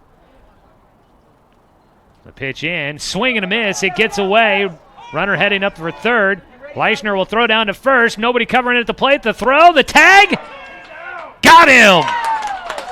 From second base, Riley McCarthy, when the ball got away, he took third on the drop third strike. And then the throw down to first by Leischner. Kyler Leischner got to the baseball. He saw the runner moving to third, but he tried to get the out at first base. The runner, Garrett Moen, safe on the drop third strike, but seeing the throw go to first and no one covering the plate, Riley McCarthy tried to score, and he was thrown out on a perfect throw from Jonathan Stone back to the plate, and Kyler Leischner there to make the tag. A bit of an awkward way to get out number two, but the Docs do it. They keep the Mavericks off the scoreboard, and now a runner at first with 2 outs, and hitting will be the righty Grant Heiser, who is 0 for 1 on the day. Docs have a little bit of life here, trying to make sure this game stays tied. A 1-0 count as the breaking ball misses low. It's going to be an interesting way to score that one. Strikeout, but a wild pitch puts the runner on at first. It's another pitch in the dirt, goes to a 2-0 count against Heiser. And then it was a 1-2 put out at the plate for out number 2. So wild pitch moving McCarthy up to third, and then he was thrown out trying to take the extra base. Right now, a 2-0 count at the plate with 2 away for Grant Heiser. The catcher takes one down the middle for strike 1.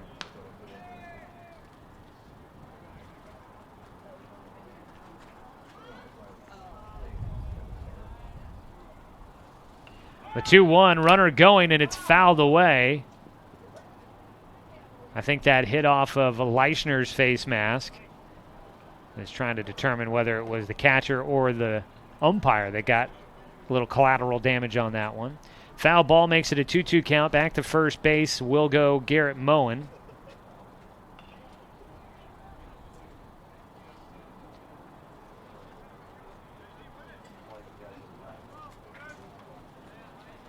Two balls, 2 strikes.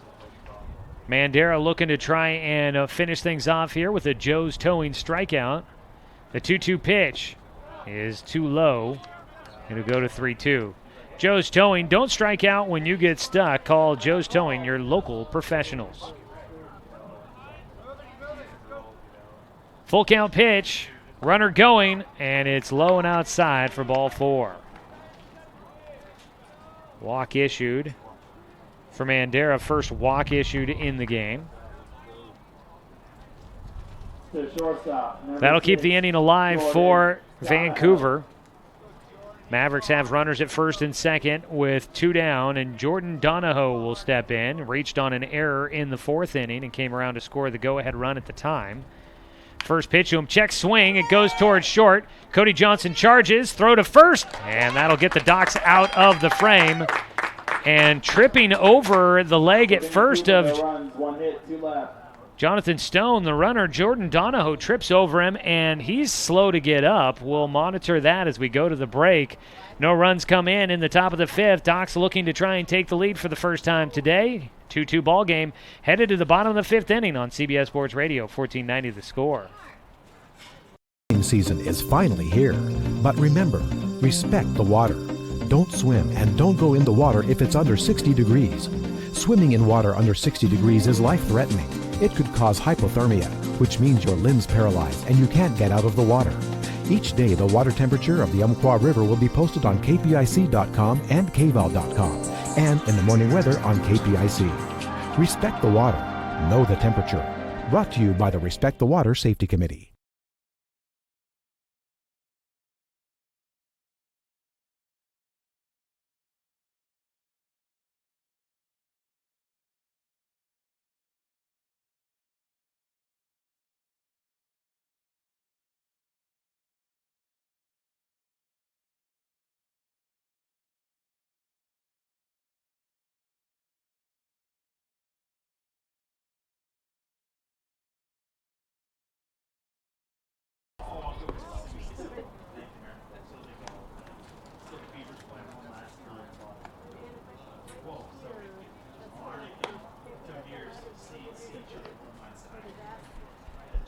Head to the bottom of the 5th inning. It's a 2-2 ball game. Doc Stewart's and the Vancouver Mavericks.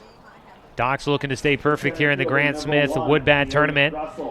Meanwhile, Vancouver, a win for them would more than likely put them in the second place game coming up tomorrow. Docs will start with the top of their order here in the bottom of the fifth, looking to try and get their first lead against Jensen Bowen and the Mavericks.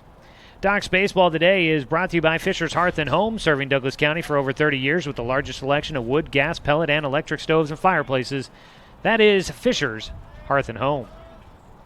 Blustery day here in Eugene, but plenty of sunshine as the first pitch to Russell's low and inside for ball one. Garrett stands in 1 for 2 on the afternoon. You have Garrett's leading things off for both sides.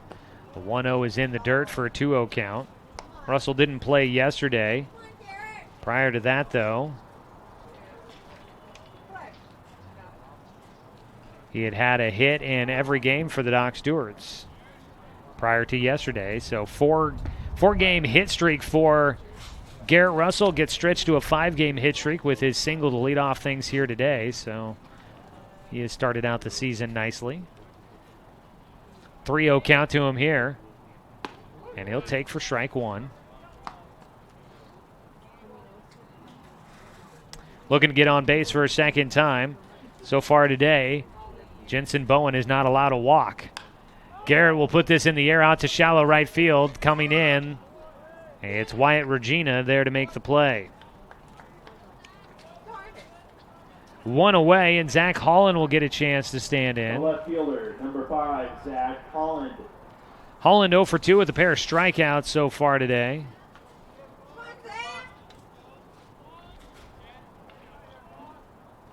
First pitch to the lefty, he puts in the air, shallow left field, going out to shortstop, calling for it, and able to make the play. Donahoe underneath it, fighting the sun. That could not have been an easy catch to make, but he's able to do it as he's running out towards shallow left field for out number 2.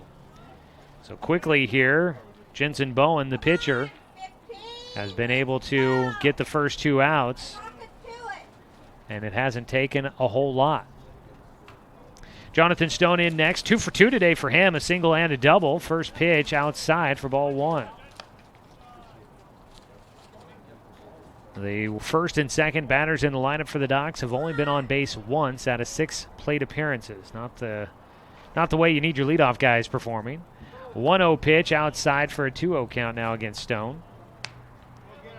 Garrett, of course, has usually been a very consistent figure at the top of the lineup for the Docs so far this season, getting on base.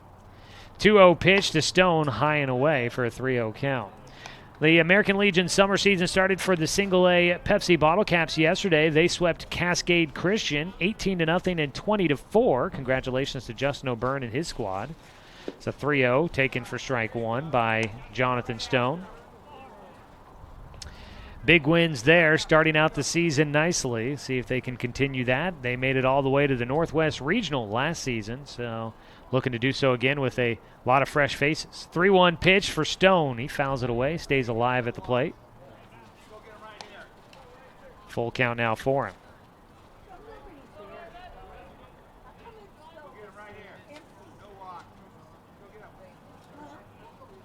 Full count pitch coming up. It's in the dirt, and Jensen Bowen will issue his first walk of the day. Third time on base for Jonathan Stone.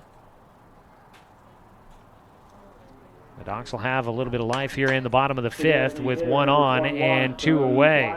Brody Black has had a couple of hard hit balls. The first one went to the warning track and left, but was caught. His last at-bat, he picked up his first hit of the game with a rocket shot back up the middle to drive in Jonathan Stone for the first run of the game. Now he puts one into right field. That'll get down. Stone will head to second. He stops there. And the Doc Stewarts, back-to-back runners on base, keep this inning going. And Brody Black coming up with a couple of nice hits here in the ball game. Back-to-back singles for him, and the Docs with runners at first and second. The shortstop, number 12, Cody Johnson. Just a line drive into shallow right field for Brody Black. Don't necessarily always have to hit it hard, just hit it where they ain't, and that's exactly what he did. Cody Johnson stands in 0 for 2 for him. He's looking for a little bit of redemption now, looking to get something started, and with runners at first and second, a base knock here could give the Docs a lead. 2-2 ball game here in the bottom of the fifth, and the pitch in the dirt for ball one. Johnson throws up his hand, letting Jonathan Stone at second know, hey, hang tight. The catcher behind the plate, Grant Heiser, snagging that one on the short hop out of the dirt. 1-0 pitch coming up for Cody. Bowen's pitch is low and outside for ball two. Walk would load the bases. Still a little ways to go before that happens. Have not seen an arm throwing in either bullpen. If we do have a pitching change, it's always brought to you by Shelby and Migulena Construction. 2-0 pitch for Cody. Takes high for ball three. Shelby and Migulena Construction, they're your local leaders for any project, big or small. 30 years of quality, affordable work. Call Shelby and Migulena or visit their website, webuildhouses.com. 3-0, a look back to second, but no throw. Bowen looked like he was not all that excited about delivering the 3-0 pitch. Waiting on deck is Kyler Leishner, who's 0 for 2 in the game. 3-0. It does catch the strike zone for the first strike of the at-bat against Cody Johnson. Top end of the strike zone there. That was a borderline one, but you got to know Cody was taking all the way with the 3-0 count. A run in the first inning, one in the fourth for Vancouver. They led 2-0 until the Docs had 2 runs in the bottom of the fourth to tie up the ball game. That's where we sit right now, tied 2-2 in the bottom of the fifth. Stepping off the mound, Jensen Bowen, having to labor through in this fifth inning after getting the first 2 outs quickly. A walk and then a single have kept this inning alive. Now a 3-1 pitch for Cody, and it's a walk. Ball got away. Up to third will go Stone. He had the free pass there, but he rushes to get there and make sure that if the ball got away any further, he might have had a chance to try and come around. 2 outs, a walk, a single, and now another walk. And Jensen Bowen has put himself in a bit of a trouble here in the bottom of the fifth inning. Bases loaded with 2 outs, and the entire infield is going to come in to have a conversation with the Vancouver coaching staff. Want to let you know, Docs Baseball today brought to you by our friends at Chuck Swarm and Family Auto Repair. Are you ready to go where life takes you? Stick around after this one goes complete. We'll have our post-game show, our Roseburg Disposal post-game show. We'll recap this one, name our player of the game, but then after we get done with the post-game show, we'll also go to our interview, our Umpqua Dairy player interview for you today, our second of the season. We do these usually during double headers, and today we got a chance to catch up with second baseman Jacob Luther from Umpqua Valley Christian High School, and so we'll have our conversation with Jacob coming up in between games today on the radio and streaming at 541radio.com. 2 outs, bases loaded. Kyler Leishner looking for his first hit, and he could get it in a big moment here, trying to give the Docs a lead. First pitch, he swings. It's a pop fly, foul territory, first base side. 3 players around it, and it'll be the pitcher, Jensen Bowen, that makes the grab to finish off the inning. That is a tough way to see things come to an end here in the fifth after the Docs get the bases loaded with a little bit of help from Jensen Bowen. And the Docs leave the go-ahead runs on base, and we stay tied 2-2 as we head to the top of the sixth inning in Game 1 of 2 today for the Doc Stewarts from the Grant Smith Woodbat Tourney here on CBS Sports Radio, 1490 The Score. It's easy to spot people who participated in high school sports and activities. Right on time. They learned important lessons like leadership, teamwork, respect. Hey, our meeting moved to 10. We'll be ready. Values that last a lifetime. We need to focus on 3 factors. Support high school sports and activities in your community. When kids take part, they get set for life.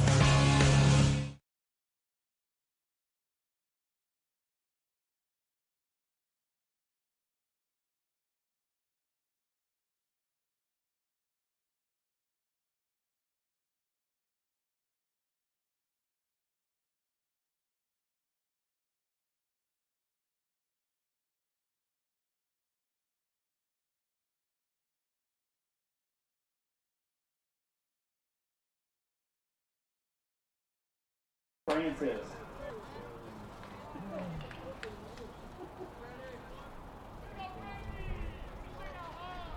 Top of the 6th inning. Docs and Vancouver, the Mavericks, and a tie ball game, 2-2. Zach Mandera still on the mound, and he fires the first pitch in for strike one against Grant Francis, the DH, batting for the pitcher Jensen Bowen. Francis comes in 1 for 2 in the game with an RBI and a single, as he'll take again for strike two. Longest outing of the season for Zach Mandera. It lasted 4 innings in the season opener against Mid-Valley back on June 10th. The 0-2 pitch hit towards second base. Francis out in front of that one, pulls it to Caden Johnson, who makes the play over to Jonathan Stone for out number 1. The third baseman, Standing in, it'll be the 5-hitter. Sam Malachewski will get a chance to hit here, another lefty.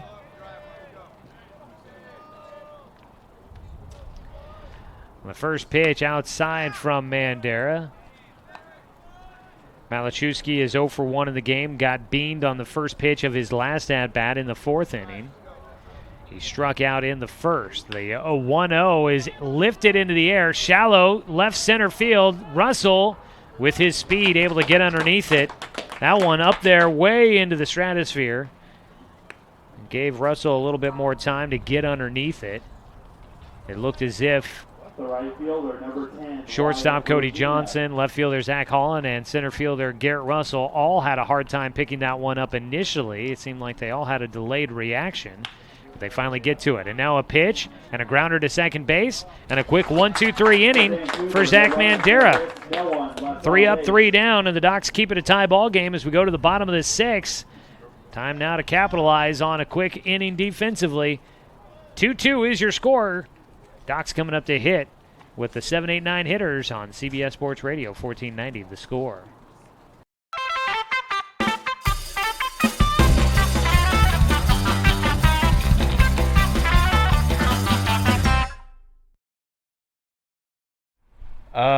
Peter Griffin from Family Guy. Goofy. Okay. Favorite cartoon character? SpongeBob. Tigger. All right. My favorite cartoon character is Squidward.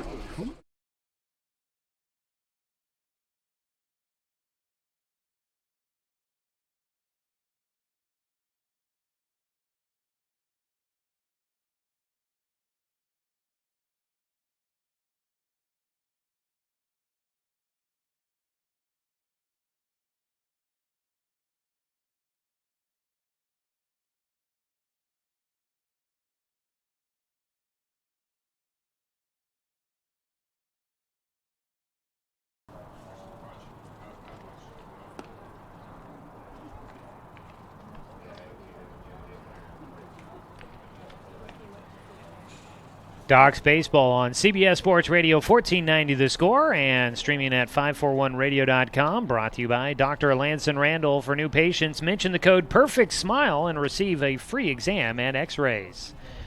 It's been a tight ball game from the start. A 1-0 lead early on for Vancouver. They led 2-0, but the Docs tied it up in the bottom of the 4th.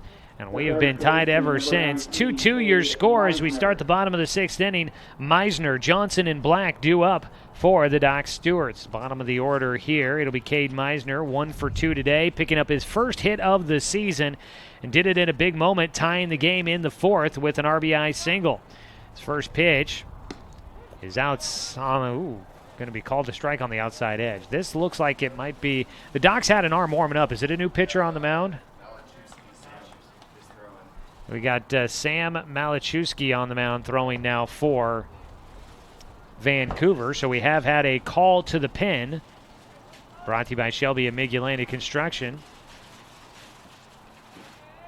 A 1-1 count here against Meisner from Malachewski, and he'll step off the rubber.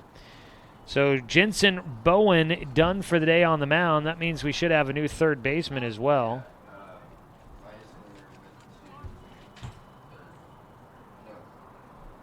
The 1-1 and time called out to the mound will go Grant Heiser to talk with the pitcher, Sam Malachewski. So at third base is Heiser, comes off the mound and just moves to third, so an easy switch. Oh, no, excuse me, Heiser was behind the plate. So behind the plate is now Francis. So Francis comes in for the game as the DH and goes behind the plate for the pitcher. And Heiser goes to third for Malachewski, who goes to the mound. There you go. 1-1 pitch. Ground ball, right side. Off the bag, the first baseman, and throws over to Malachewski covering. 3-1 the putout to get Meisner to lead things off here in the 6th inning. So a new pitcher on the mound for Jensen Bowen, and they get the first out.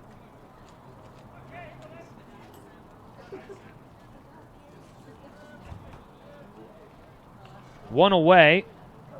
Second baseman, number 6, Caden Nobody on base, and Caden Johnson, looking for a second hit of the game, stands in. Had an infield single in the 4th. First pitch catches the outside corner for strike 1. So Jensen Bowen comes out. Malachewski takes over.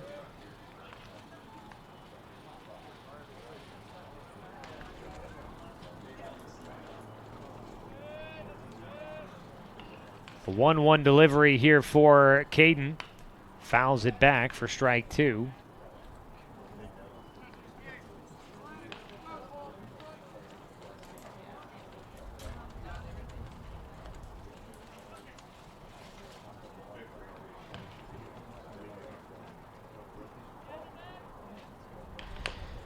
Ground ball chopper to third. The new third baseman, Heiser, steps back. Throw to first is long. It gets away. Johnson's going to turn. He got a slow break for second, but he'll get in. No problem standing up. And a throwing error will get the Docs with the go-ahead runner at second base with 1 out. Second error of the game for Vancouver. Johnson out at second now. The right fielder, number 16, Jet Black. Jet Black, the 9-hitter, looking to pick up his first hit of the game.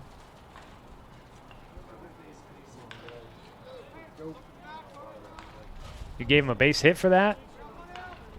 I don't know about that. That was a play that probably could have been made. Throw in. Jet will take a pitch outside for a 1-0 count.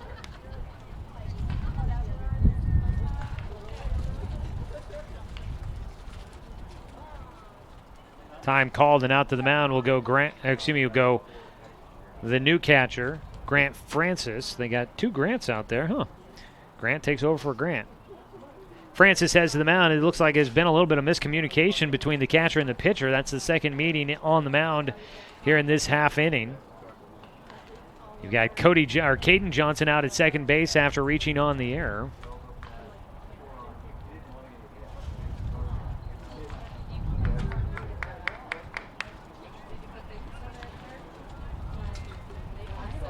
Jet Black has struck out twice in the ballgame. Last one, I think, a little bit controversial. It was a pitch outside, and that looks to be about the exact same spot he struck out on last time.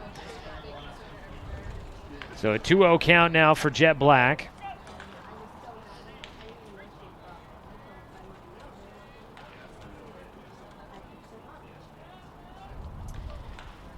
Two-0 delivery for Jet, and he fouls it back. Malachewski on the mound. Bit of a sidewinder, throwing at about a 3/4 slot. Sam Malachewski, the older of the 2 Malachewski. I think he's actually, he is the older of the 2 Malachewski brothers on this team. Second team utility player at Camas High School. Also found out with a quick Google search he was a state qualifier in wrestling in Washington. Breaking ball, strike 2 called.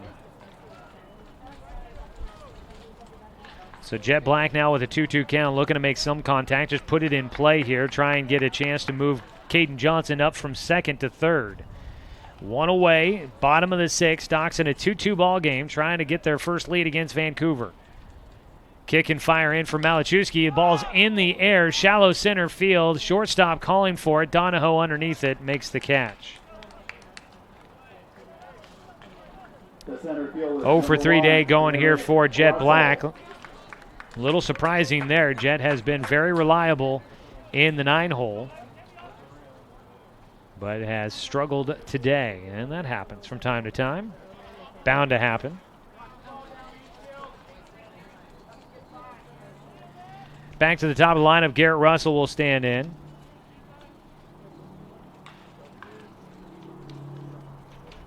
First pitch from Malachewski. Strike called.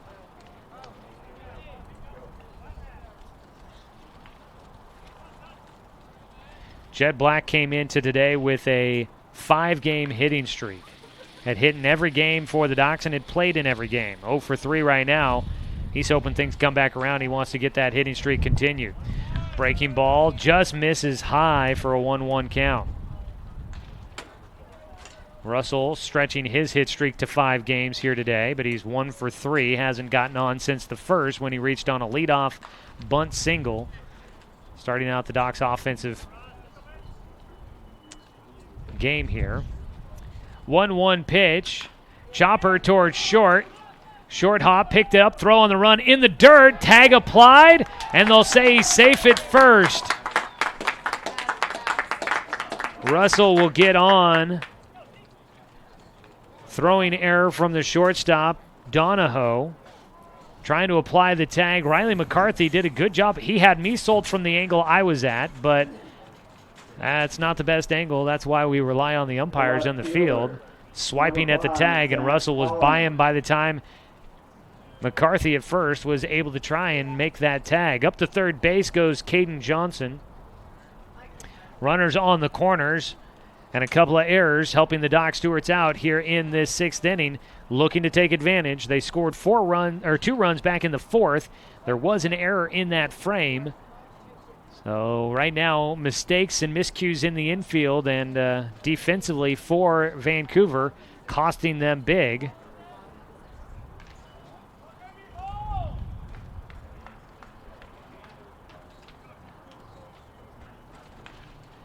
At the plate, lefty Zach Holland looking for his first hit. A throw over to first base, and safely goes Russell.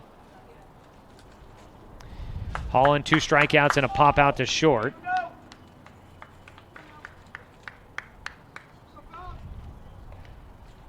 First pitch coming up for him. Misses inside to the lefty, a 1-0 count.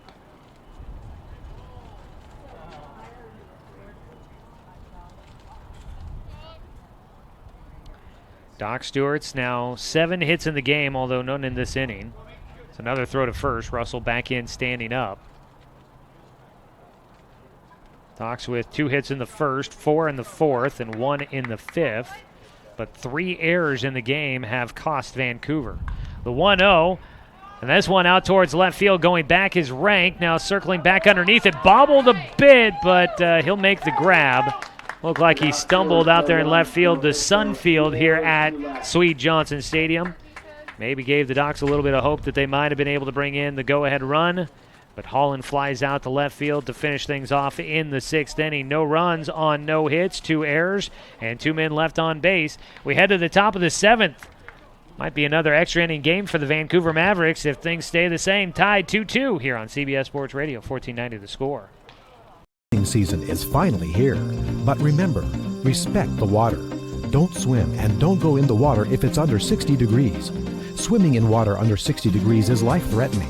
It could cause hypothermia, which means your limbs paralyzed and you can't get out of the water. Each day, the water temperature of the Umpqua River will be posted on kpic.com and kval.com, and in the morning weather on KPIC. Respect the water. Know the temperature. Brought to you by the Respect the Water Safety Committee.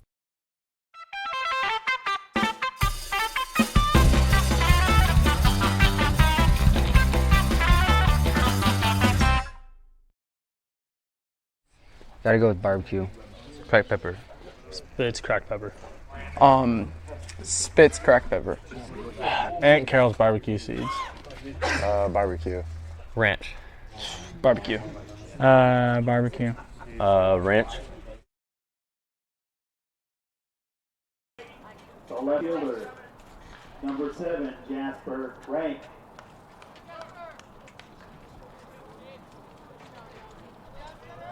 Jasper Rank will lead things off for Vancouver as they lead off things here in the top of the 7th inning. Zach Mandera stays in the game for the Docs, misses high for ball 1. Ground ball off the handle towards second. Up with the throw. Caden Johnson will record the first out. One away. Jasper Rank going down 0 for 3 in this ball game. Riley McCarthy in next.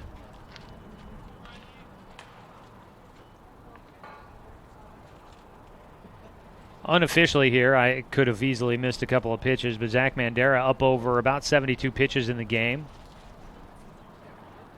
Swing and a miss on the first one there for Riley McCarthy. He's definitely over 70, I know that much. I miss a couple every now and then. The 0-1 pitch. Strike 2 called on the inside corner. One down, nobody on. Riley McCarthy is 1 for 2 in this game. He trails 0-2 in this at-bat. Time called as I think the wind kicked up and maybe into the mask there for Kyler Leischner behind the plate, and he'll be good to go now. The 0-2. Swung on, a line drive, gonna find center field. Cut off by Russell. He'll hold it to a single. Nice job defensively in center field by Garrett Russell. That is critical there. His speed cutting that off and keeping the runner out of scoring position. One away. Now the Docs keep the force on, and they've got a chance at a double play in this 7th inning for the Mavericks. Andrew Golford will stand in, 0 for 2 in the ball game.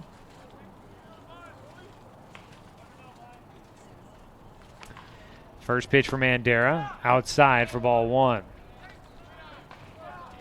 So it's looking up the pitching stats for Jensen Bowen in this game. 5 innings work, gave up 7 hits, 2 runs, both of them earned, 2 walks and 5 strikeouts. The 0-1, it's a chopper towards third. It gets over the top of Meisner. Somebody's got to get to third base, and they'll cover it. That one, Meisner just couldn't get the glove up high enough, and it goes over the top of him into left field. That'll be a base knock for the 9-hitter, Andrew Golford. And now first and second for the Mavericks. They threaten here, looking to try and gain the lead back after leading 2-0 in the top of the 4th. It's a tie ball game, 2-2 here. First pitch, squaring to bunt, goes third base side. Meisner fields, throws the first. Got it there in time for the second out. Both runners up 90 feet. Now second and third as the sac bunt laid down by Garrett Moen. So 2 down. And now Grant Heiser, the third baseman, will get a chance to hit. 2 down and 2 runners in scoring position.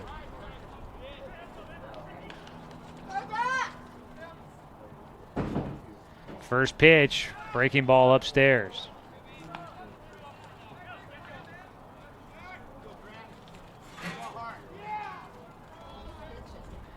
.1-0 delivery coming up for Mandera, high and inside.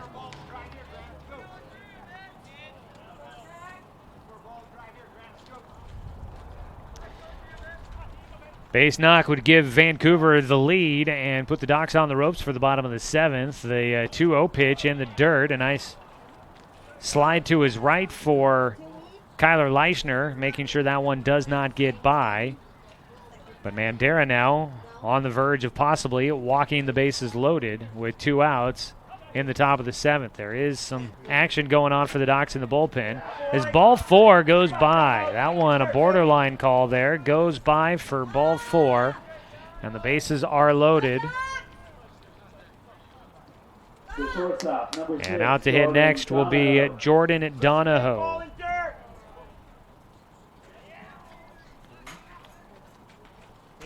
Bases loaded, and now a visit out to the mound for pitching coach Tom Nielsen. There is an arm throwing for the Doc Stewarts, not necessarily in the actual bullpen here at Swede Johnson, but trying to determine who that is down there, looking through Cyclone and a couple of bits of netting. As of right now, unable to tell you exactly who that is throwing down there. But they're going to keep Mandera in here. And the top of the 7th needs just one more out to get out of things and keep it a tie ball game, 2-2. The lefty Jordan Donahoe stands in. He is 1 for 3 in the game. Has reached base twice.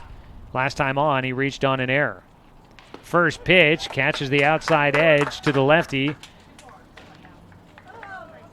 0-1 count.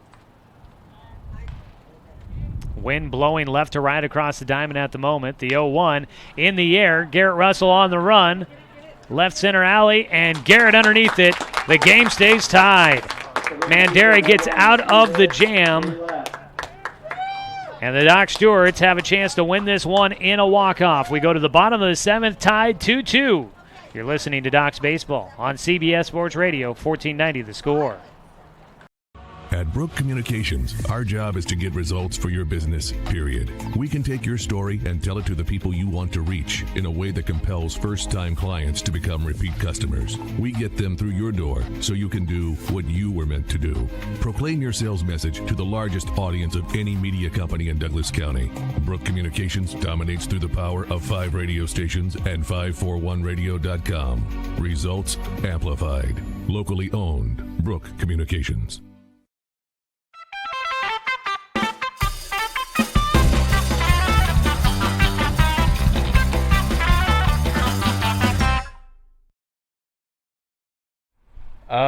Peter Griffin from Family Guy. Goofy. Okay. Favorite cartoon character? SpongeBob. Tigger. All right. My favorite cartoon character is Squidward.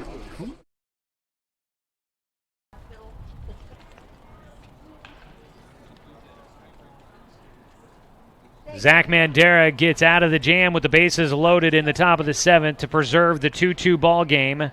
And now it'll be up to the offense to try and win this one in the bottom of the 7th and give Mandera his first win of the 2018 season. Doc Stewart's Baseball here on The Score, brought to you by Clint Newell Auto Group, your local Chevy, Buick, GMC, and Toyota dealer, and by our friends at Flyaway Travel. Book your travel plans with their travel experts, now located at 1445 West Harvard Avenue in Roseburg. Docs will have the 3-4-5 hitters due up, and the 3 and 4 have done very well today. Jonathan Stone and Brody Black each with 2 hits in the ball game. Stone has been on base 3 times, a single, a double, and a walk. He stands in to lead things off for the Docs here in the bottom of the 7th against Sam Malachowski, and the side armor fires in a breaking ball for ball 1. The 1-0 delivery inside. Stone scoots his legs out of the way as it goes by. A 2-0 count now for the Docs leadoff man here in the bottom of the 7th. Malachowski kicks and fires. It's outside, and there's a 3-0 count now. The way this inning is starting, I'd say preaching patience is going to be the key for the Docs hitters here in the 7th inning. Malachowski missing the strike zone 3 straight times, and he will walk on 4 straight pitches. Jonathan Stone. Stone reaching on his 2nd walk of the game. And that'll be the winning run for the Doc Stewarts here in the ballgame. If Jonathan Stone can come around to score, the Docs will walk off with a big victory. Brody Black in next. 2 for 3 today. He has smoked a couple of balls pretty well. Barreled up a few, and that is pretty good to see for the DH. Brody more than likely will be splitting time in that DH position with Luke Lucido throughout the summer, but he's getting his 2nd straight game at DH. A throw over to first. Stone back in with the head-first dive. Got fooled a little bit, was leaning the other direction, but those long arms and legs, he gets back to the bag easily.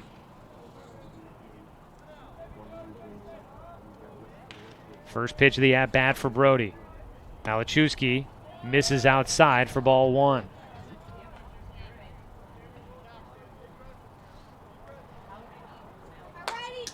Luke a little banged up from what I heard. He's coming back from that complete shoulder surgery that he had in the basketball season.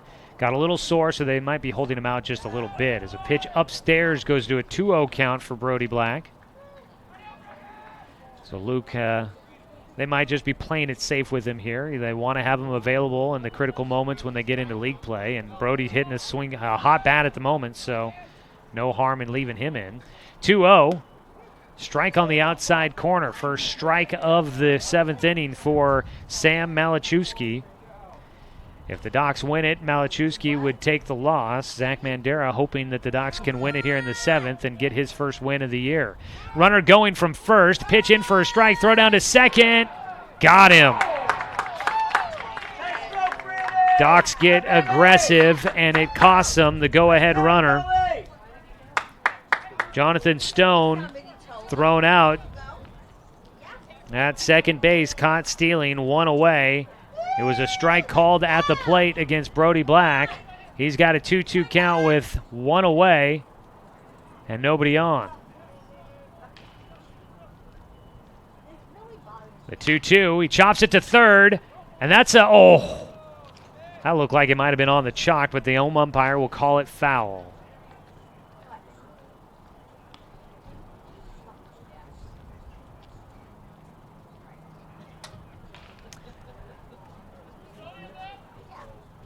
Tough read there. Not a lot of space to get it down in the dirt on foul territory. As a 2-2 pitch again, this time right side.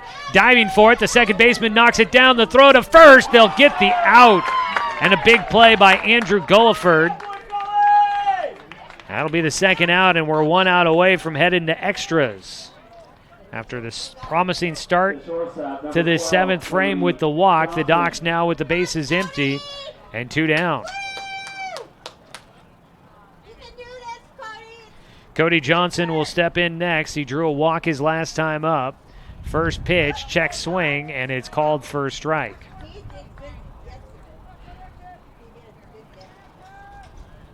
Docs trying to hang on to the hope of winning in regulation here. The 0-1 pitch from Malachewski. Away for a 1-1 count. Docs have put up a lot of runs in their last 3 games and during this 4-game winning streak. It's a 1-1 pitch for Johnson, a chopper towards short. This should end it. High hop, a throw across the diamond is there. And the Docs will go down in the 7th inning. Well, they can't capitalize, and we head to extras. Still under the two-hour time limit here, so we'll get a chance to play a little bit of extra baseball in Game 1 of our 2 today. Grant Smith Woodbat Tournament continues on. Docs and Vancouver tied 2-2, heading to the 8th inning on CBS Sports Radio, 1490 The Score. Douglas County is your home, but no matter where life takes you, Cascade Community Credit Union will be there whenever you need us. Through every adventure, we'll be there with access to over 30,000 no-fee ATMs worldwide. Through every triumph, we'll be there every step of the way with a home mortgage. And through all life's little quirks, we'll be there with one-on-one support to get you back on the road in no time. Neighbors are there for each other, and that's exactly who we are. Cascade Community Credit Union, there whenever you need us.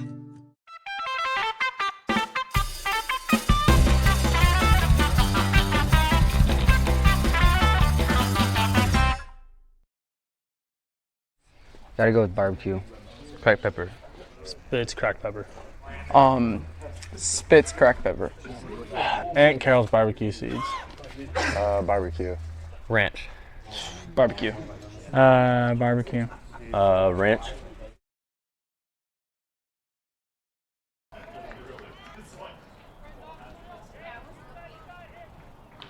The catcher, number 20, Grant. Zach Mandera stays in the game as we head to the 8th in this 7-inning contest. That means free baseball. Mandera's breaking ball outside for ball 1 as he faces a lefty to start things off. Grant Francis digging in. He's 1 for 3 today with an RBI. Pitch outside again for a 2-0 count now for Mandera. Docs have had an arm getting loose. I can't tell you who it is. I couldn't figure out looking through a couple of different things. As a 2-0 pitch in the air, shallow center field. Going back, Caden Johnson. Everybody looking at each other. Johnson, Caden will take it. Cody was there as well, and Garrett Russell rushing in. Was in the area. But a nice job there by Caden Johnson to take the initiative and take the baseball. for the first out of the 8th inning. By far the longest outing for Zach Mandera this season. Previous long, his only other start was a 4-inning start. He gets a first pitch strike across against the pitcher, Sam Malachowski. Malachowski, another lefty in this lineup. 4 of them total. The 0-1 pitch, high and away.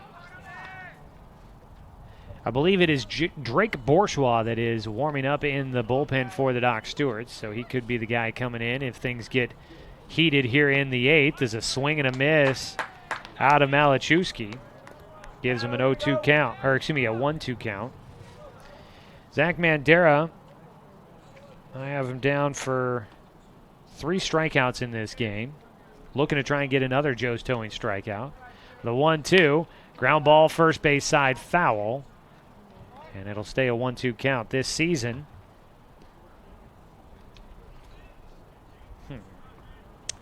Appear to have left my notebook somewhere. I think I left it down in the dugout after talking with Coach Scott Shaver. I'll have to run down and get that. I was going to tell you how many strikeouts Mandera had this year. As a ground ball, first base side, throw to the bag. Mandera there for the out. Jonathan Stone had to take that on an in-between hop there. Got a little caught. Backed up for it, bobbled it a bit, but he collected it in the glove and then able to make the late flip to Zach Mandera for the second out. Nice job by Mandera coming off the mound to cover the bag. And 2 away. Zach continues to throw effectively late in this ball game. His first pitch in for strike 1 against the 6-hitter Wyatt Rogina. Line drive shot, that'll get in. Rogina will pick up his first hit of the ball game. He finds the right center alley for a single with 2 outs, and the go-ahead runner is on base for the Mavericks. 7th hit of the ball game for Vancouver.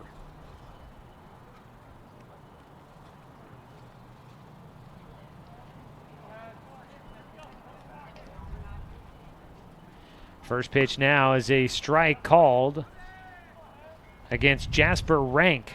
Number 2, Excuse me, it'll be a new hitter. Andrew Selden will get a chance to hit here. Coming in for Rank, who was 0 for 3 in the game.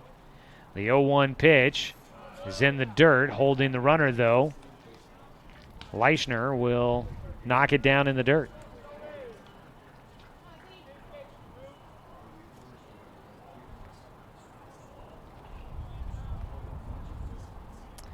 The 1-1 pitch for Selden. He pulls this to left field. On the run, Zach Holland laying out the slide.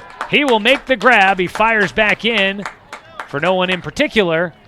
Doesn't realize that was out number 3. But a nice play in left field by Zach Holland to get to that one, robbing what could have been extra bases for Andrew Selden. And he gets the final out, keeps it a tie ball game 2-2 as we head to the bottom of the 8th inning. Doc Stewart's tied up, looking to win it in a walk-off in extra innings here on 1490 The Score. Season is finally here, but remember, respect the water. Don't swim and don't go in the water if it's under 60 degrees. Swimming in water under 60 degrees is life-threatening. It could cause hypothermia, which means your limbs paralyzed and you can't get out of the water. Each day, the water temperature of the Umpqua River will be posted on kpic.com and kval.com, and in the morning weather on KPIC. Respect the water. Know the temperature. Brought to you by the Respect the Water Safety Committee.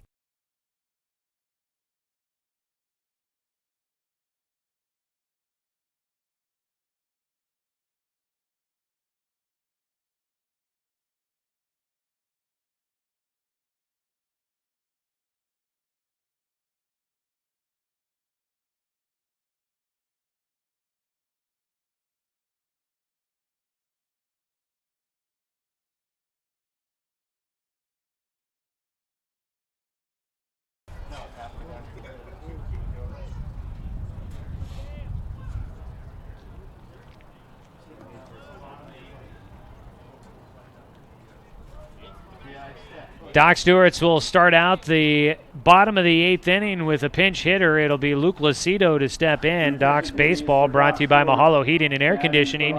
Your best choice for the finest indoor comfort control. Call them today at 672-6707. Luke Lucido. Wait, time called.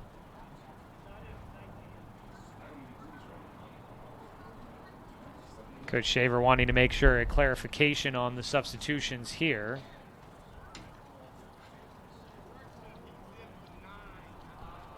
Okay, they apparently they had gotten it down on the roster card as the wrong substitution there. I had it for Kyler Leichner. He was the scheduled hitter to start out things here in the 8th inning.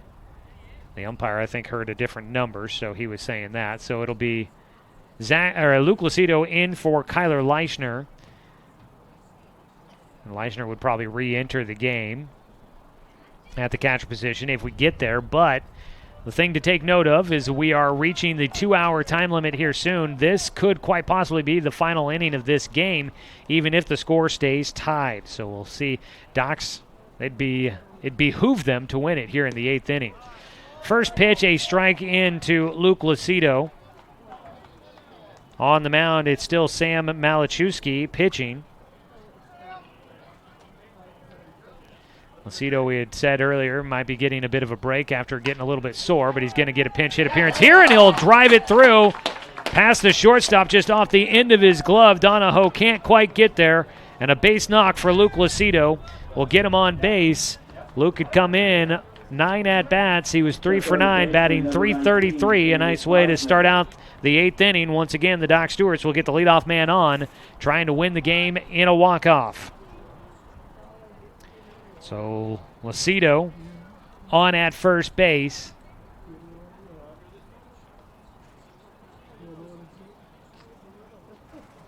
Up to hit next is Cade Meisner. Going to double check and find out if Andrew Selden stayed in the game out in left field. This is where jersey numbers on the front of the jerseys always comes in handy, but they don't have them. Throw back over to first. Lucido back in, sliding. Yeah. I'll implore anybody that makes the decisions on jerseys, designs, please always put the number on the front of a jersey. Makes life a heck of a lot easier when you're watching from the grandstands and guys aren't turning their backs to you. One runner on and 3 throws over to first base to check on Luke Lucido. Luke, a good runner, but after having the game-winning run thrown out on a caught stealing at second base, I don't know if they necessarily want to try that again. A bunt laid down. It goes back to the mound, bobbled by the pitcher, only plays to first, and he won't get it there in time. The ball gets thrown away. Lucido heading up to third. They're going to send him home. The game-winning run coming to the plate. The throw won't be there in time, and the Doc Stewarts win it in a walk-off on a throwing error by the pitcher, Sam Malachewski. And the Doc Stewarts go to 2-0 here in the Grant Smith Wood Bat Tournament. Some heads-up base running, but it'll be a fielding and throwing error from the pitcher, Sam Malachewski, that gives the Doc Stewarts a 3-2 win, and they will walk off with the victory here today. They can build that momentum into their final game of pool play coming up tonight against the Eugene Challengers, the home team here at this tournament site. But the Doc Stewarts are winners. 3-2 the final score. Cade Meisner with the bunt laid down, mishandled by the pitcher Sam Malachewski, and the Doc Stewarts able to score on the throwing error. 3-2 the final score. We'll come back with the Roseburg Disposal post-game show and wrap it up for you. Docs playing for a shot at the championship game coming up tomorrow night when they take on Eugene next here on CBS Sports Radio, 1490 The Score. This county is your home. But no matter where life takes you, Cascade Community Credit Union will be there whenever you need us. We'll be there with access to over 30,000 no-fee ATMs worldwide. We'll be there with an auto loan for your next vehicle. And when you're ready to make your dreams a reality, we'll be there with a home mortgage and one-on-one support every step of the way. Because commitment to our members is reflected in everything we do. Cascade Community Credit Union, there whenever you need us. Swimming season is finally here. But remember, respect the water. Don't swim and don't go in the water if it's under 60 degrees. Swimming in water under 60 degrees is life-threatening. It could cause hypothermia, which means your limbs paralyze and you can't get out of the water. Each day, the water temperature of the Umpqua River will be posted on kpic.com and kval.com, and in the morning weather on KPIC. Respect the water. Know the temperature. Brought to you by the Respect the Water Safety Committee.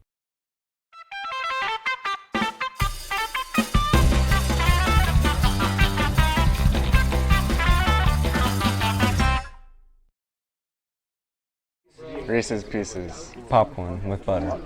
Starburst. Popcorn. Okay. Skittles. Popcorn. Swedish Fish. Oh. Reese's Pieces.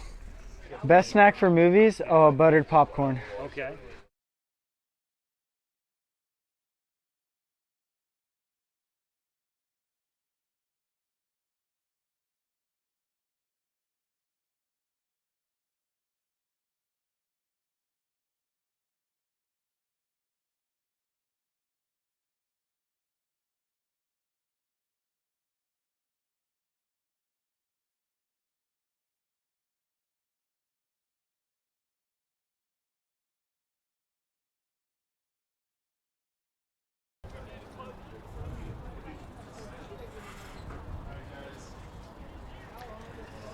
Well, a wild one here today from Swede Johnson Stadium, where the Doc Stewarts come away with a 3-2 victory over the Vancouver Mavericks, who are looking to go to 2-1 in pool play.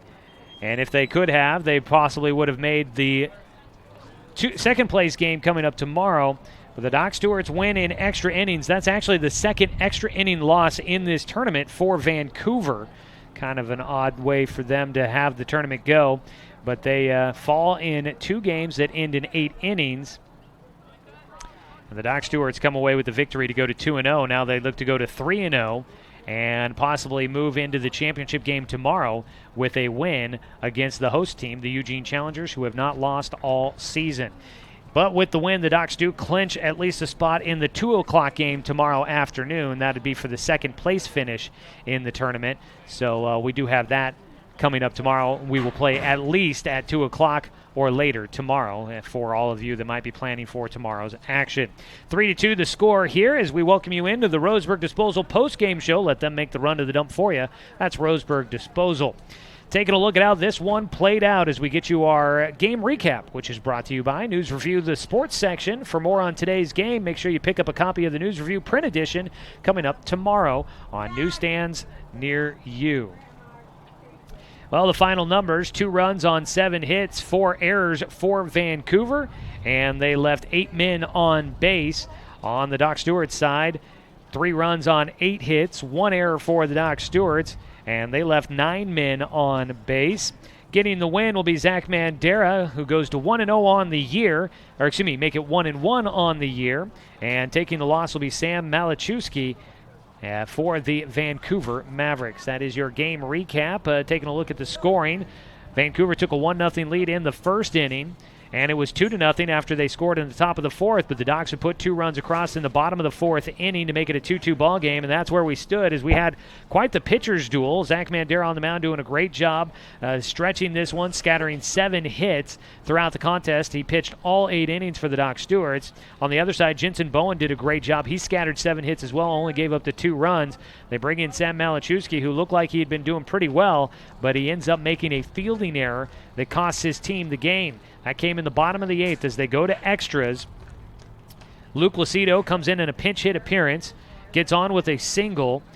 At first base, he stands. They try to sacrifice him into scoring position. Cade Meisner bunts it. It goes to the mound, hit pretty hard, and it looked like Malachewski fielding it was thinking ahead, trying to go to second base. I think he knew that got to him quick enough that he could maybe get the lead runner, but he bobbled it. Then he thought, well, I think my guess is that his thought was, I got to get to second base, or I got to get the throw to first base to get at least N out.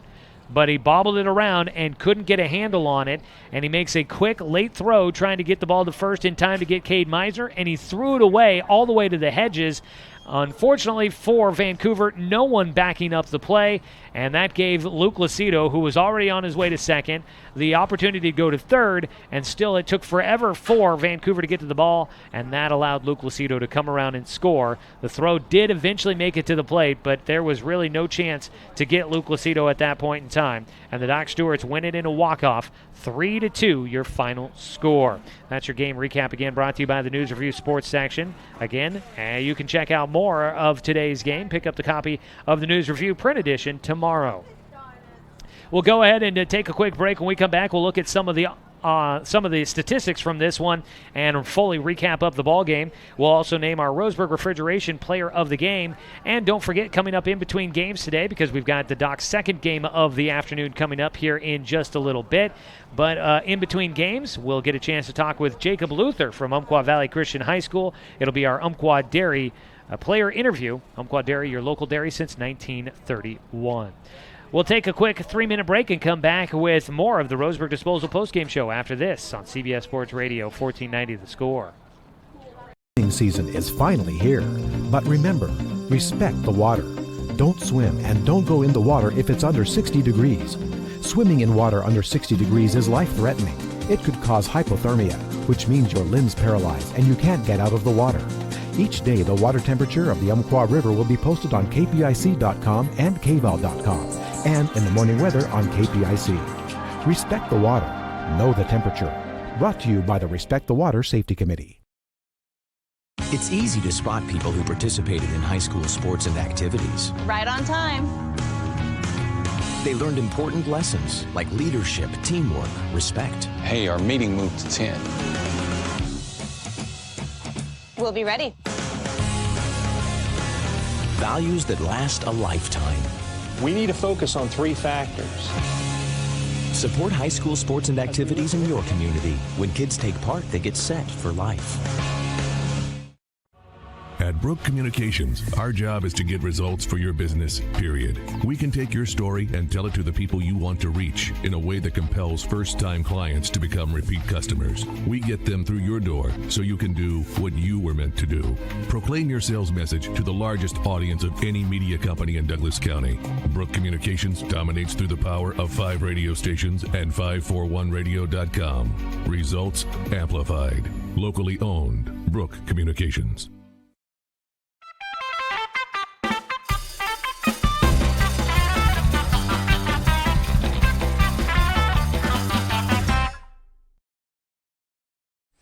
Gotta go with barbecue. Cracked pepper. Spitz cracked pepper. Spitz cracked pepper. Aunt Carol's barbecue seeds. Barbecue. Ranch. Barbecue. Barbecue. Ranch.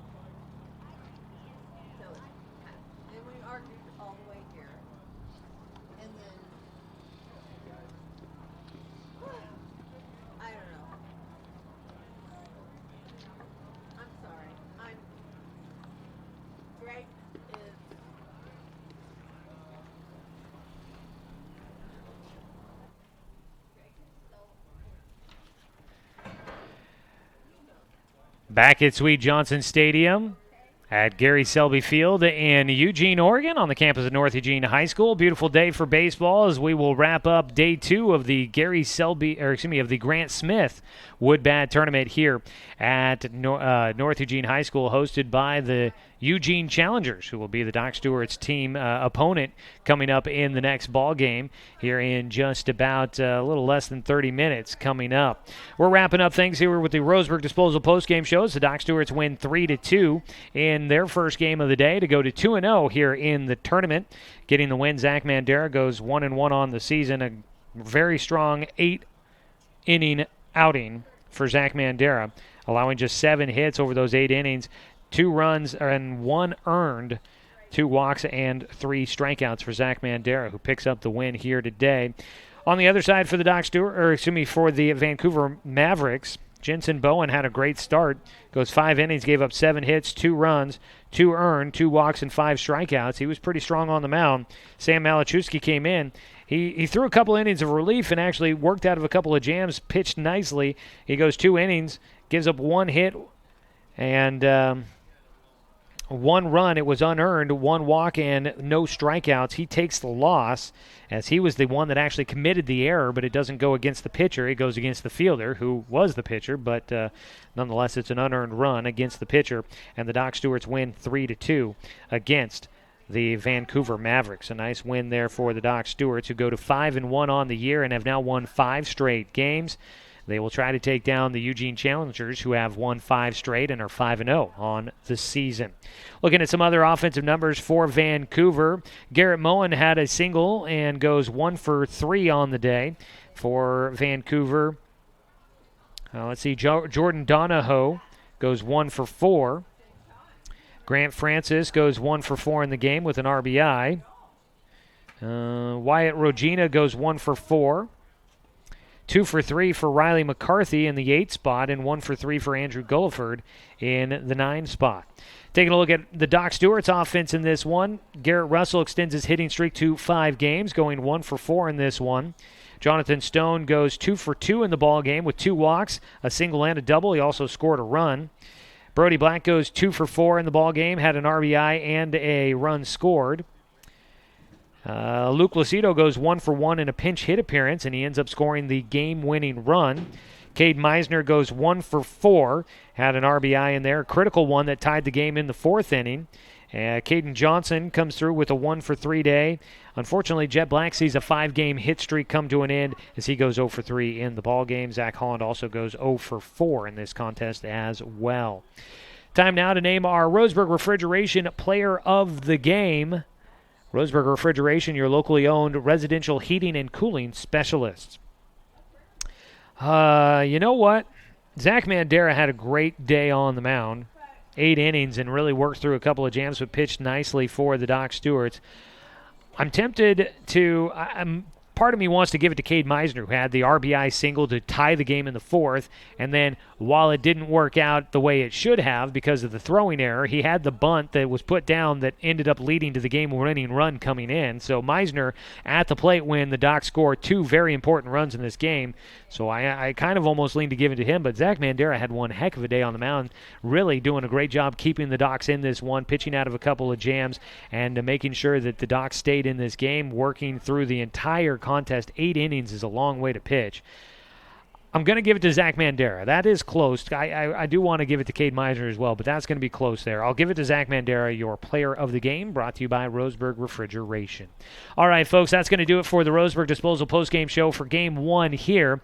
We'll head to our player interview with Jacob Luther coming up next after a little bit of a break. For those that might be watching the broadcast online at 541radio.com, want to let you know we are going to end the broadcast of Game 1, and we will restart the broadcast of Game 2 on the video stream here momentarily, and we will have the interview with Jacob Luther coming up for you here in just a couple of minutes on the video stream as well. So stay with us for that. We will take a break. We will end Game 1. If you're watching at 541radio.com, just refresh your browser. It should refresh the video stream there. If you are watching on YouTube, you'll need to go back to our channel and find the Game 2 broadcast coming up here momentarily. All right, that'll do it for us, folks.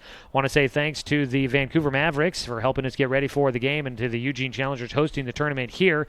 It has been a lot of fun, and they do a great job putting on tournaments. They've been very helpful in our broadcast here from Swede Johnson Stadium. Back in the studio doing the production work, Brenton Cranford. He'll be with you for Game 2 as well as we get ready. Docs take on the Eugene Challengers, final game of Day 2 from the Grant Smith Woodbat Tournament coming up for you after this on CBS Sports Radio, 1490 The Score.